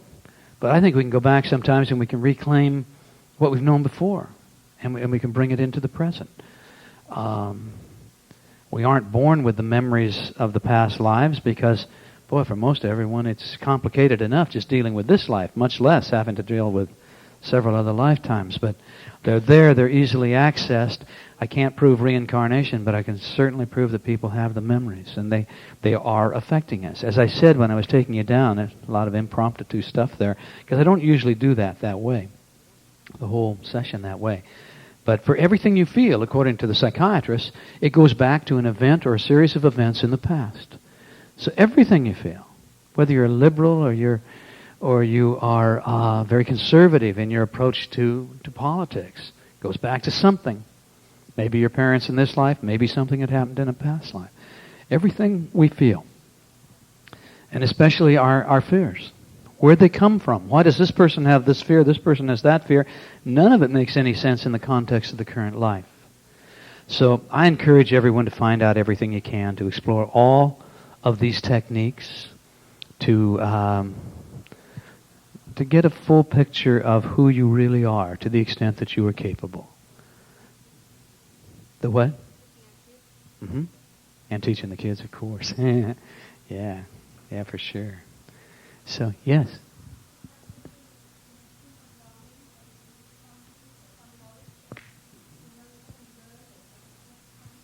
Yeah. Yeah, which is, if you're not hearing, she's saying, what about the inner knowledge that just knowing when you need something, it's there? And I think oftentimes that's for sure. We're drawing upon this incredible lineage. We know that this is a memory bank. Subconscious mind's a memory bank. Has literally a memory of everything we've thought, everything we've said, everything we've done throughout all time. And, of course, everything you're doing is creating karma. Everything you think, say, and do is creating karma. And that has to include the motive and the intent and the desire behind everything you think, say, and do. So the moment you act with intent, I guess it behooves us all to try to make sure we're not manipulating other human beings, because it's going to work against us. It's going to create negative karma. Somebody else had their hand up there. Yes?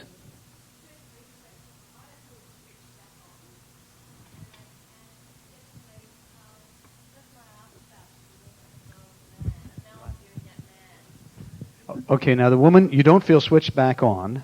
Okay, number one. And number two is, right, that happens a lot.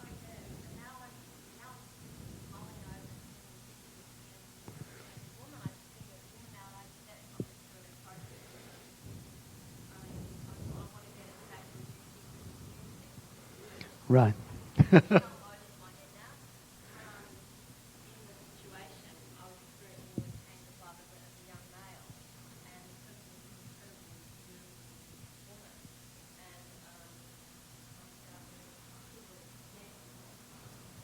Gender swapped. I like that. Well, welcome to the world of reincarnation.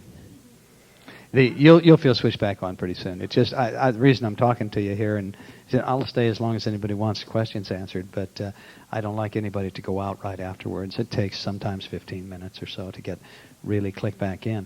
But we've all played all roles. We've all been males and females and gay and straight and bi and all of it. You know, we have to come back and play all these different roles. So now you're doomed forever. You'll be stuck with this. Yeah, it's very fresh in your mind. You'll be fine. I had a reporter from a major newspaper once, and I took him back into a past life, and he went back as a female. It just upset his ass like you cannot believe. He just couldn't stand being a female, so it was good for him. Good for him. This ends side 1 of your cassette. Please turn over immediately for continuation on side 2. Well, I don't know, because it's going to be different for everyone. As to trying to interpret karma becomes very difficult, but obviously there was a need to be here, to make the contact, and then to leave it.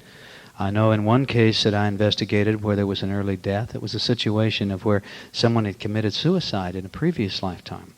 And so here, this time around, they were in a position where they wanted to be there. They loved their life. But to learn about the value of their life, they had chosen the balance to just simply have to step out of it right at a time when they wanted it the most.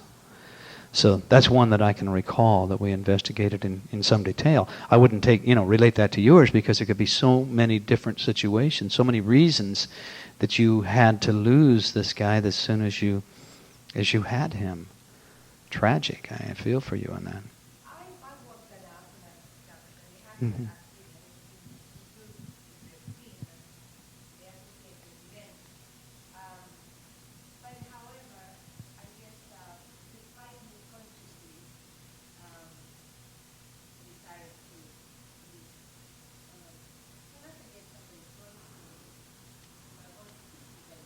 Sure. Now, you're talking about in this session you did?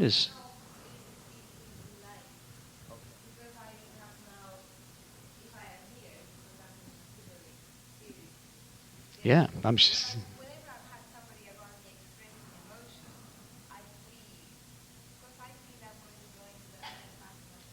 Yeah, you're afraid if you get serious about him, you lose him, right? Something tragic will happen again. Well, there's an example of having to... You don't want to leave that. You don't want to program that. So you're going to have to... We're talking again, courage is a willingness to be afraid and to act anyway. You have to be courageous. You do?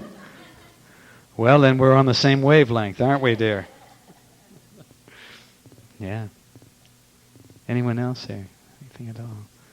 All right, well, listen, thank you guys very much for coming out here, staying into the night. The whole festival's closed down.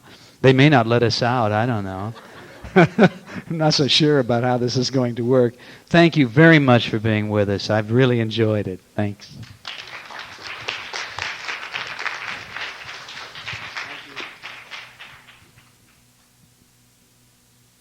This concludes this session.